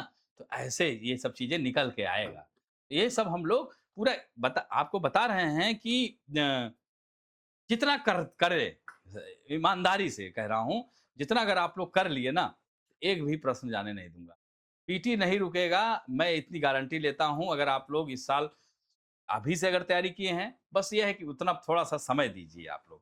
जितना कराएँ उतना जो है रोज़ प्रैक्टिस करिए। जैसे आज हमने भारत का सामान्य जानकारी किया, तो उससे संबंधित जाके प्रश्न सॉल्व करिए। दूसरे चैप्टर मत घुसिएगा। आप लोग कभी-कभी क्या होता है ना, दूसरा अच्छा लगने लगता है तो आप दूसरे में कूद जाते हो, मत कूदिए। एक-एक करके स्टेप बाय स्टेप अभी हमारे पास 5 महीने हैं। 5 महीने में हम आसानी से चूँकि अब आप लोग पढ़ाई भी किए हैं, एक बेस भी है और आपको भी धीरे-धीरे आ जाएगा। आप भाई कुछ बातें तो ऐसी आ रही रिकॉल हो रही होंगी ना पढ़ाई में, ना? हाँ, ज़रूर होगी। हाँ, अच्छा, 1 साल है। हाँ, तब तो फिर कोई दिक्कत ही नहीं है। ठीक है? तो इस तरह से मिट्टी भारत में 8 प्रकार की मृदाएँ पाई जाती हैं। इंडियन एग्रीकल्चर रिसर्च इंस्टीट्यूट जो है अपने पूसा वाला, उसके आधार पर जो आईसीआर के अकॉर्डिंग टू आईसीआर भारत में 8 प्रकार की मृदाएँ पाई जाती हैं। जलोढ़ मृदा, जिसे हम एलुवियल सॉइल कहते हैं। ब्लैक सॉइल, जिसे हम काली मृदा, कपासी मृदा, रेगुर मृदा के नाम से जानते हैं। Red and yellow soil, laterite soil, पर्वतीय या वनीय मृदा, लवणीय मृदा, ऑर्गेनिक सॉयल और मरुस्थलीय मृदा। 8 प्रकार की मृदाएं हैं। मृदाओं से प्रश्न कैसे आता है? पूछेगा कि इसमें कौन सी मिनरल की मात्रा अधिक पाई जाती है, कौन सा मिनरल इसमें कम पाया जाता है, ये किस खेती के लिए इंपॉर्टेंट मानी जाती है। इस तरह के प्रश्न बनेंगे आपसे। हाँ, हाँ, हाँ, मेंस में भी बनता है। भारतीय मृदाओं के प्रकारों का वर्णन करें। हाँ, या सॉइल सॉइल प्रोफाइल क्या है, उसको फर्स्ट पेपर में पढ़ाएंगे। तो सॉइल प्रोफाइल क्या है, वहां से आ जाएगा। ठीक है, मृदा को कणों के आधार पर क्रम से लगाने का भी आ जाता है। लेकिन इसमें हम भारत की मृदाओं के बारे में पढ़ेंगे। विश्व की मृदा पढ़ेंगे तो वहां पर जो है हम आपको पूरा फर्स्ट पेपर में उसकी चर्चा करेंगे। ठीक है, फिर मृदा की जांच हो गई। फिर इसके बाद पेड़ पौधे लगा लिया जाए, वेजिटेशन। एवरग्रीन फॉरेस्ट कहाँ पाए जाएंगे, डेसिडुअस फॉरेस्ट कहाँ पाए जाएंगे, कटीली झाड़ियाँ कहाँ पाई जाएंगी, मरुस्थलीय वन कहाँ पाए जाएंगे, ये सब हम लोग इस चैप्टर में। फिर इसके बाद खनिज संसाधन, ऊर्जा संसाधन। हाँ, कहाँ कहाँ कौन से खनिज पाए जाते हैं, भारत में कहाँ यूरेनियम पाया जाता है, कहाँ मोनाजाइट पाया जाता है, कहाँ लोहा पाया जाता है, कहाँ कोयला पाया जाता है। तो ऊर्जा खनिज को अलग से कर लेंगे। मिनरल्स जो है, जो मेटेलिक एंड नॉन मेटेलिक को अलग अलग कर लिया जाएगा। ठीक, फिर वैसे कृषि को ऊपर रखना चाहिए था, ये यहाँ होना चाहिए। ठीक है, हम जब कराएंगे तो कृषि को ऊपर रखेंगे, क्योंकि मिट्टी, वनस्पति, ये तीनों एक साथ। ठीक है, तो भारत की जो है फसलों में धान, गेहूं, अब देखिए कृषि में प्रश्न कैसे बनेगा। अब भारतीय कृषि को आप इकोनॉमिक्स में भी है वो विषय, ध्यान रखिएगा। इकोनॉमिक्स वाला आपको कृषि की पॉलिसी पढ़ाएगा। भारत में हम लोग भूगोल में पॉलिसी नहीं पढ़ाएंगे। हम क्या पढ़ाएंगे कि इसके लिए क्या आवश्यक दशा होनी चाहिए, यानी धान के उत्पादन के लिए कितना टेम्परेचर होना चाहिए, कितनी वर्षा होनी चाहिए, कौन सी इसमें फर्टिलाइजर होना चाहिए, इसके लिए किस प्रकार की मृदा होनी चाहिए, ये पूछता है। और इसका उत्पादन कितना होता है, विश्व में इसका क्या स्थान है, ये सब पूछता है। और धान की प्रजातियां, याद रखिएगा, एग्रीकल्चर को अलग से पढ़ना पड़ेगा आपको, क्योंकि यूपी पीसीएस एग्रीकल्चर पर बड़ा मेहरबान है, अलग से प्रश्न पूछता है। कभी कभी 5-5, 7-7 क्वेश्चन एग्रीकल्चर से आ रहा है। तो एग्रीकल्चर में जैसे आपको धान की प्रजातियों को भी पढ़ना है कि आईआर क्या है, सोना क्या है, सोनालिका क्या है, हाँ, अशोक, जया, विजया, जो धान की प्रजातियां हैं, काला सोना, पीला सोना, जो भी है ना। हाँ, माल। तो यह प्रजातियां, जो नई प्रजातियां विकसित की गई हैं, उनको भी पढ़ना पड़ेगा। ठीक है, जैसे सोनालिका। हाँ, हाँ, बीपीएससी भी पूछ रहा है, बीपीएससी भी पूछ रहा है एग्रीकल्चर से। ठीक है, लेकिन यूपी पीसीएस में ज्यादा पूछ रहा है भाई, जो कहने का क्लियर बात था। ठीक है, तो इस तरह से फिर जनसंख्या वितरण एवं प्रवास, पॉपुलेशन यूपी का सबसे पेट, मतलब ये यहाँ से तो कम से कम 6-7 प्रश्न आ जाते हैं जो जनसंख्या से। जनसंख्या की एक बुकलेट आती है घटना चक्र की, पतली सी है, उसी को जो है, हालांकि मैं खुद ही करवा दूंगा। जनसंख्या में देखिए टॉपिक क्या क्या रहेंगे। जनसंख्या में टॉपिक सबसे पहले तो जनसंख्या, जनसंख्या कितनी है भारत की। अकॉर्डिंग टू जो है 11 2011 की जनगणना, अभी चूंकि अभी पूरा फाइनल डेटा तो आया नहीं है, तो 1,21,05,69,577 है। बिहार पीसीएस डायरेक्ट पूछ लिया था पूरी जनसंख्या, तो बिहार की जनसंख्या आप लोग याद रखना, यूपी वाले यूपी की याद रखना, 19,98,000, 19,98,00,000। हाँ, ठीक, हाँ, बिहार की 12 करोड़ समथिंग। हाँ, ठीक है, तो इस तरह से जनसंख्या। फिर जनसंख्या में भारत की जनसंख्या में अपने उत्तर प्रदेश की जनसंख्या, फिर टॉप 5 उत्तर प्रदेश के याद रखना। सबसे अधिक जनसंख्या किसकी है, उत्तर प्रदेश की। उसके बाद किसकी है, उसके बाद महाराष्ट्र की है, फिर बिहार आ गया, फिर पश्चिम बंगाल। ठीक है, इस तरह से क्रम, हाँ, बढ़ता है, आंध्र प्रदेश। ठीक, तो ऐसे जो है आपको टॉप 5 याद रखना, फिर निचले वाले याद रखना है। ठीक, फिर जनसंख्या के बाद दूसरा टॉपिक क्या होगा, जनसंख्या वृद्धि। क्या होगा, जनसंख्या वृद्धि, यानी पॉपुलेशन ग्रोथ। अब वृद्धि में क्या होता है, 2 प्रकार की, एक होता है एनुअल ग्रोथ, एक होता है डिकेडल ग्रोथ। खूब प्रश्न पूछता है। तो 10 की वृद्धि दर कितनी हुई। ठीक है, जैसे भारत की 10 की वृद्धि दर कितनी हुई, 10 की वृद्धि दर से बहुत प्रश्न आता है। जैसे आप देखोगे, सबसे अधिक 10 की वृद्धि दर 1966 से 1961 से 71 के बीच में हुई थी। कितनी हुई थी, 24.80%। सोचिए, इस गति से अगर हम लोग बढ़े होते, अभी तक कब को चाइना को पीछे छोड़ देते। लेकिन उसी समय इंदिरा गांधी आई। इंदिरा गांधी कितनी विजनरी लेडी थी कि अरे यार, ये तो जनसंख्या विस्फोट हो जाएगा, 24% के हिसाब से बढ़ेंगे तो क्या हालात होंगे, जगह ही नहीं बचेगी। तब वही परिवार नियोजन कार्यक्रम उन्होंने तगड़े तरीके से नसबंदी कार्यक्रम वगैरह लाया, उनके खिलाफ सरकार के खिलाफ लोग हो गए, कहे तो भगवान की देन है, इसको कैसे हम रोक सकते हैं? ठीक है? हाँ, तो इस तरह से 61 से 71 फिर जब उन्होंने इतना कंट्रोल किया, तब जाकर के 1971 से 81 में घट करके 24.60% हुआ। फिर 81 से 91 में घट करके 23.87% हुआ और 91 से घट करके 2001 में यह 21.54% हुआ और 2001 से लेकर के 11 के बीच में यह घट करके 17.7% हो गया। लेकिन अभी भी हम लोग हर 10 साल में एक ब्राज़ील पैदा कर देते हैं। हर साल एक ऑस्ट्रेलिया आ जाता है अपने यहाँ। ठीक है, हर साल हम लोग 2 करोड़ तो पैदा कर ही देते हैं, कम से कम 2 ढाई करोड़। ये कोरोना में कुछ ज़्यादा हो गए थे। तो इस तरह से जो है हाँ, हर साल हम लोग हर 10 साल में हमारे पास मतलब एक ब्राज़ील आ जाता है। ब्राज़ील विश्व में 5वें स्थान पे है। ठीक है? अब सोचिए इतनी कंट्रोल के बाद भी अभी भी 17.7% इस साल देखिए और घटेगा 13-14% होगा। ठीक है? अब लेकिन धीरे-धीरे नई जो हमारी आपका अरे अब एक ये भी चिंता का विषय है। रुकना भी चिंता का विषय। अब देखो ना यूरोप में कोई है ही नहीं पानी पिलाने वाला, दादाजी ऐसे रो रहे हैं। रोबोट्स खाना खिला रहा है, जापान में कोई है ही नहीं। हम माइनस में चली गई है जनसंख्या। तो देखिए किसी भी चीज़ की अति बुरी है। लेकिन भारत की जो पॉपुलेशन पॉलिसी है, भारत कभी भी बुड्ढा नहीं होगा। हम 2 हमारे 2। भाई हम 2 हमारे 2, हम हैं तो हमारे 2 हैं। तो 2 रहेगा, 1 अगर निपट गया तो 1 तो बचा रहेगा। तो इसलिए कम से कम 1 तो बचा रहेगा। तो इस तरह से जो है लेकिन चाइना ने इसीलिए भारत की पॉलिसी अपनाया। चाइना कहता है कि हम 2 हमारे 1। अब 1 की वजह से वहाँ इम्बैलेंस हो गया। लड़की-लड़की पैदा होने लगी, लड़का हो ही नहीं रहा था। तो अब ऐसे में इम्बैलेंस हो गया। भारत में क्या है भाई, 1 लड़का 1 लड़की का कॉन्सेप्ट है। कभी-कभी 2 लड़की हो जाती है किसी के 2 लड़का हो जाता है तो बैलेंस हो जाता है। ठीक है? तो इस तरह से लिंगानुपात बहुत सारे रशिया वगैरह में देख रहे हैं लिंगानुपात मतलब लड़कियों की ज़्यादा है संख्या, लड़कों की कम है। ठीक है? तो इस तरह से इन सब चीज़ों पर भी ध्यान देना आवश्यक है। तो ये बहुत ही इम्पोर्टेंट है। तीसरा सेक्शन जो हम लोगों का होगा, ये है आपका ये तो इंडियन ज्योग्राफी का था और कुछ मिसलेनियस भी इंडियन ज्योग्राफी में कराएँगे, जैसे नेशनल पार्क वगैरह इंडियन ज्योग्राफी को उसको मिसलेनियस में डाल देंगे, ठीक है? ये है आपका मानव भूगोल, ये पूर्णतः मेंस का बैच है।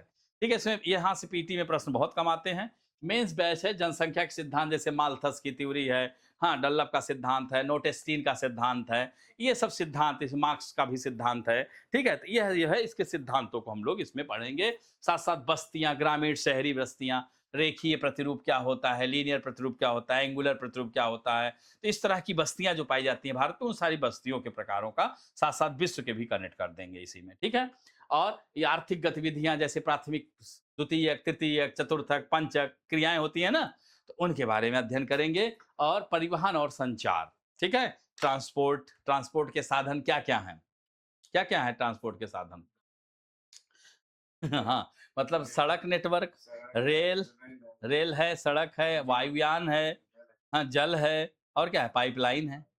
ठीक है? तो 5 प्रकार के परिवहन के माध्यम से हम किसी भी देश का विकास कर सकते हैं, जिसमें सबसे प्राचीन साधन कौन-सा है? तो जल है। हाँ, फिर सड़क, रेल परिवहन आधुनिक है। हाँ, भारत में पहली बार रेल कब चलाई गई थी? 1854 में, मुंबई से ठाणे, है ना? डलहौजी के काल में था ना उस समय, डलहौजी का काल था। तो ये चैप्टर जो है हम लोग ये मेंस के पॉइंट ऑफ व्यू से इसको पढ़ेंगे। ठीक है? तो इस तरह से यूपी पीसीएस का ये हमने ज्योग्राफी का आपको एक ओवरव्यू दिया और कल से हम लोग एक टॉपिक पे आ जाएँगे और आप लोग मैप खरीद लीजिए, एनसीईआरटी हो सके तो खरीद लीजिए और जो है महेश बर्णवाल की अगर जल्दी में है तो महेश बर्णवाल भी ले सकते हैं क्योंकि उसने एनसीईआरटी का क्रक्स पार्ट डाला है, तो वो भी कर सकते हैं, ठीक है? और हम नोट्स लिखाएँगे ही, हमारा नोट्स इंडियन ज्योग्राफी सिर्फ़ जितना लिखाएँ उतना ही कर लोगे तो ज्योग्राफी से क्वेश्चन गलत नहीं होने देंगे, इतना हम विश्वास करिए, ठीक है? और कुछ पूछना चाहते हैं तो पूछिए? शिव पूछिए, निधि, कोई डाउट और कैसे पढ़ा जाए? पायल बताइए आप बेटा, आप कुछ थकी परेशान लग रही हो, आँख में दर्द हो रहा है, मोबाइल ज़्यादा देख लिया? हाँ? हाँ, हाँ, आँख में है दिक्कत। इसको दिखाया नहीं बेटा, डॉक्टर को दिखाओ। आपको बेटा समझ में आया? तो कुछ समझ में आया कि ज़्यादा दर्द हो रहा है? हाँ, हाँ। हाँ, हाँ। ठीक है? आपको बेटा? हुँ? कुछ आया था? हम एटलस रखोगे तो और मज़ा आएगा। हाँ, फिर नाचेगा भूगोल। देखो भूगोल पढ़ने का विषय नहीं, भूगोल समझने का विषय है। हाँ, हाँ। हाँ, हाँ, हिस्ट्री को भी आप मैप के थ्रू पढ़ सकते हो। इवन हाँ, हाँ। तो ऑक्सफोर्ड का स्टूडेंट एटलस भैया आप बेटा आया? अभी पहले से भी तैयारी-वैयारी किया है कुछ? अच्छा, अच्छा, अच्छा। तो नया था एकदम। तो कुछ कुछ ज़्यादा तेज़ तो नहीं बता दिया करिएगा, हाँ? चूँकि जब अगर तेज़ हो तभी थैंक यू बेटा, थैंक यू बेटा, थैंक यू। हाँ, हाँ, हाँ। जी, जी, जी। नहीं आएगा। जब नोट करना शुरू करोगे ना, अभी तो ये सब अभी तो गर्मी है, वो इवैपोरेट हो जाएगा, उड़ जाएगा। जब इसको हम लोग कॉपी में लिपिबद्ध करेंगे तो और मज़ा आएगा, हाँ? फिर घर जाके जब रिवीजन करोगे तो और अच्छा। हुँ। जितना मन करे। जितना मन करे, 4 घंटे, 5 घंटे, हाँ, बहुत है। 6 घंटे अनवरत करो बस, without selfie, without Instagram, without हाँ, हाँ, सोशल मीडिया छोड़ के, हाँ, फ़ोन को साइड में रख के सिर्फ़ बेटा 6 घंटे दे दो बस अनवरत। दीपावली, होली, ईद और पर्यूषण त्योहार सब छोड़ के। मौसी के यहाँ शादी पड़ी है, बुआ के यहाँ शादी नहीं तो ये बहाना नहीं चलेगा। हाँ, 2 साल एकदम अपने आप को फ़ोकस कर दो, कोई रोक नहीं सकता दुनिया की ताकत। हुँ। बस एकदम मतलब फिर सब भूल जाओ, सोशल एक्टिविटीज़ एकदम भूल जाओ। निश्चित रूप से होगा। लगातार लगे रहिए और शुभ दोनों आप ही का है सफलता-असफलता। ध्यान रखिएगा। आज देख रहे हैं ना लोग फिर वीडियो कॉल करके अच्छा डीवाईएसपी हो गया। सफलता-असफलता दोनों आपकी है बेटा। अगर आप सफल हो गए तो हम लोग बोलेंगे अरे क्या देखो मेरा बेटा था, मार दिया हमने पढ़ाया था और फेल हो गया तब नहीं बताएँगे। ठीक है। हाँ, हाँ, पढ़ता ही नहीं था। तो तुरंत परसेप्शन चेंज हो जाता है, तुरंत परसेप्शन चेंज होता है। इसलिए दोनों चीज़ें आप ही की है बेटा। अभी जो है स्वार्थी बन जाइए, पूरी तरह से मतलब घर की समस्याएँ भी हैं तो उनको भूल जाइए। अभी आप कुछ नहीं कर सकते, ये ध्यान रखो। अभी आपको सिलेक्शन लेना है और जिस दिन सिलेक्शन ले लिए अपने आप ही लोग घेरना स आपकी सारी समस्याएँ दूर हो जाएँगी। सारी समस्याएँ दूर हो जाएँगी, ठीक है? बहुत ज़रूरी है बेटा। हाँ, ठीक है और कुछ पूछना चाहो तो पूछ लो। शिव, गर्मी ज़्यादा झेल गए? Thank you. हाँ, अभी तो क्वेश्चन कराएँगे हाँ?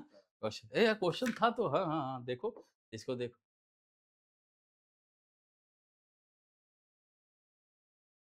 ये पढ़ाऊँगा, आज तो आप लोग थक गए हैं, नहीं तो ये पढ़ा ही देता। जैसे देखिए बहुत अच्छा प्रश्न है।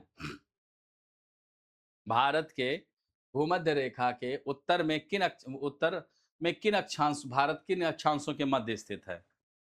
अभी थोड़ी देर पहले बताया था, अभी पढ़ाऊँगा हालाँकि, चैप्टर पढ़ाऊँगा। 8 डिग्री 4 मिनट से 37 डिग्री 6 मिनट उत्तरी अक्षांश, 8 डिग्री 4 मिनट से सॉरी पहला 6 डिग्री 4 मिनट था, दूसरा 8 डिग्री 4 मिनट था, तीसरा 6 डिग्री 4 मिनट। इसी तरह से पर डे हम लोग 10-20 क्वेश्चन प्रैक्टिस किया करेंगे, ठीक है? तो यह जो है अभी मैंने बताया था, हालाँकि आ जाएगा धीरे-धीरे। इसमें कौन बताएगा? कौन-सा उत्तर होगा? B, B confirm? ठीक है, बी उत्तर सही है, गुड। दूसरा है भारत का देशांतरी विस्तार, यानी भारत का देशांतरी विस्तार 68 डिग्री 7 मिनट से 97 डिग्री 25 मिनट ईस्ट, ईस्ट लिखना नहीं भूलिएगा। आपके एग्ज़ाम में क्या करेगा, यहाँ पश्चिम लिख देगा, यहाँ पूरब लिख देगा। हाँ, और गड़बड़ हो गई। लोग यही छोटी-छोटी चीज़ें इसको ध्यान रखना है। और दोनों ईस्ट है, ठीक है? ये ध्यान हाँ, तो कौन-सा है दोनों ईस्ट बाबू? बी ना? हाँ, ठीक है। नेक्स्ट है निम्नलिखित में से कौन सा कथन सही है? भारत का दक्षिणतम बिंदु केवल द्वीपीय भाग में स्थित है। दूसरा भारत का अक्षांशीय विस्तार देशांतरी विस्तार से अधिक है। अच्छा प्रश्न है। सोचिए दिमाग हाँ, बहुत अच्छा प्रश्न है।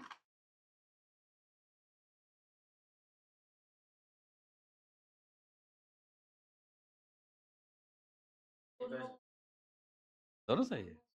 समझ लीजिएगा, नहीं मारपीट हो जाएगी। दोनों गलत हैं सही? हाल का अक्षांशीय विस्तार देशांतरी विस्तार से अधिक ये गलत है, पहला सही है। पहला सही है? कन्फर्म? इंदिरा काल तो है। इंदिरा कॉल अरे इंदिरा पॉइंट है सर ना यूपी में वाला है। दोनों गलत हैं। एक चीज़ छोड़ दिए, ये क्या लिखा है? केवल हाँ कन्याकुमारी भूल गए? दक्षिणेश्वर स्थान कन्याकुमारी तो है। कन्याकुमारी कहाँ करो इंदिरा कॉल तो 6 डिग्री 4 मिनट है। क्या बोला कि केवल द्वीपीय भाग में स्थित है, इसीलिए गलत हो गया। स्थलीय भाग भी तो है। हाँ है स्थलीय भाग कन्याकुमारी, ये केप कोमोरिन यहाँ पे, ठीक है बेटा? हाँ, ये हो गया। दोनों कथन गलत, दोनों बराबर हैं लगभग 29 डिग्री, लगभग बराबर है। देखना, अरे सबसे आसान है, घटा लो। 68 को घटाओ 97 को घटाओ 68 से, और इधर 37 को घटाओ 8 से घटाओ या 6 से। 8 से घटाओ कितना होगा? 29 हुआ, बराबर है लगभग, ठीक है, अधिक नहीं है। तो दोनों गलत हो गया। ठीक, अगला मतलब सही ये है कि द्वीप इंदिरा कॉल भी है और कन्याकुमारी भी है। उसने क्या कहा था? केवल, इसलिए गलत हो गया। ठीक है, हाँ। कर्क रेखा, देखिए यही तो यूपीएससी हमारे, तो मैं चूंकि आप देखिए यूपी पीसीएस भी क्या है ना, यूपीएससी का फ्लेवर डाल रहा है, इसलिए ध्यान रखना होगा। केवल शब्द आ गया ना, ध्यान रख, बहुत घातक होता है केवल। हाँ, जैसे कुछ लोग कहते हैं ना, हाँ हाँ, जब आपसे कोई कहे कि मैं केवल चावल खाता हूँ, रोटी अब नहीं खाता हूँ, तो झूठ बोल रहा है। कभी कभी चावल भी खाता है, वो झूठ बोलता है। हाँ, ठीक है। तो अब यहाँ पे बताइए, कर्क रेखा भारत से, हालांकि अभी तो पढ़ेंगे, आप लोग बता रहे हो, कम से कम कोशिश कर रहे हो, बहुत बड़ी बात है। हाँ, कर्क रेखा भारत से गुजरने का सबसे भौगोलिक निहितार्थ क्या है? मतलब इसका क्या फायदा, इम्प्लीकेशन? यह पूर्णतः उष्ण कटिबंध में स्थित है, या भारत में उष्ण उपोष्ण दोनों जलवायु पाई जाती है? भारत में मानसून का आगमन होता है, भारत में मरुस्थल का निर्माण होता है। पूर्णतः उष्ण, भारत पूर्णतः है, नहीं सर भारत में उष्ण और उपोष्ण दोनों है। ठीक है, तो उत्तर क्या हो गया? बी हो गया। क्वेश्चन कैसा लगा? भारत का कौन सा राज्य म्यांमार के साथ, देखो एकदम सीधा फेंक दिया मैंने, एकदम सरल क्वेश्चन फेंक दिया। असम नहीं लगता है बाकी वेरी गुड, क्योंकि यहां पर ये देखोगे, ये अरुणाचल प्रदेश, नागालैंड, मणिपुर, मिजोरम क्रम से है, उत्तर से दक्षिण। ठीक, मैप देखोगे तो बहुत आसान हो जाएगा, घबराना नहीं है अभी। हाँ, फिर उसके बाद अगला, भारतीय मानक समय किस देशांतर पर आधारित है? ये तो, 82 हाँ, ठीक है, 82.5, वहीं से पूरे भारत के समय का निर्धारण होता है, जो मिर्जापुर से गुजरती है। ठीक है, फिर भारत का दक्षिणतम बिंदु कर्क रेखा से लगभग कितनी दूरी पर स्थित है? 8 डिग्री दूरी पर है कि 15 डिग्री, 23 डिग्री कि 30 डिग्री? 30 हाँ, गड़बड़ कर दिए। 8 डिग्री देखिए कितना सरल प्रश्न है, हाथ से जा रहा है। ये सोचिए कि इसमें आपकी पढ़ाई में कोई कमी नहीं बेटा, इसी को कहते हैं ह्यूमन एरर। कितना होगा आंसर?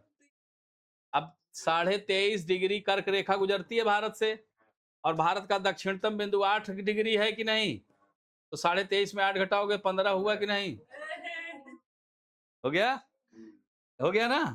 तो ऐसे क्वेश्चन बेटा इन बहुत सरल है, और ये आते हैं एग्जाम में, यही तंग करते हैं, यही हम लोगों को तंग कर रहे हैं। इन्हीं पर फोकस कर दें, एग्जाम दुनिया की कोई ताकत नहीं रोक सकती। ठीक है, इसी तरह रोज हम लोग पढ़ेंगे, साथ में प्रैक्टिस करेंगे। ठीक है, नेक्स्ट, भारत के उत्तरी पूर्वी भाग में सूर्योदय पहले क्यों होता है? इसको जरूर बता दोगे। अक्षांशीय स्थिति की वजह से, कि देशांतरीय स्थिति की वजह से, ऊंचाई से, कि समुद्र से दूरी?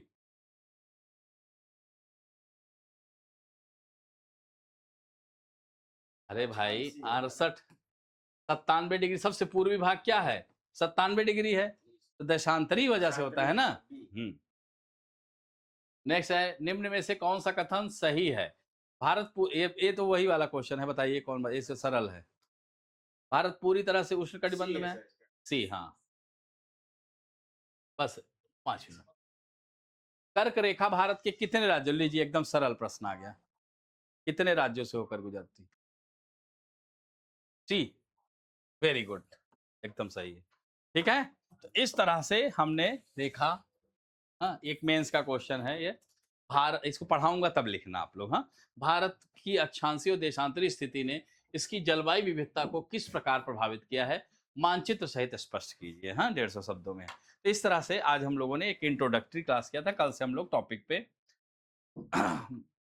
यूपी पीसीएस का मामला है, क्या इंडियन से शुरू करा जाए क्या? जैसा कहें आप लोग। इंडियन से ही, चूंकि ज्यादा जो अभी एग्जाम 5 महीने है तो हम लोग इंडियन से ही करते हैं, ठीक है, क्योंकि वर्ल्ड में सीधा फैक्ट पूछा जाएगा, ठीक है। हाँ, तो इंडिया इंडिया को खूब अच्छे से देख लिया जाए, ठीक है। और कुछ पूछना है तो बताइए, नहीं तो यहीं पे विराम दिया जाए। हाँ।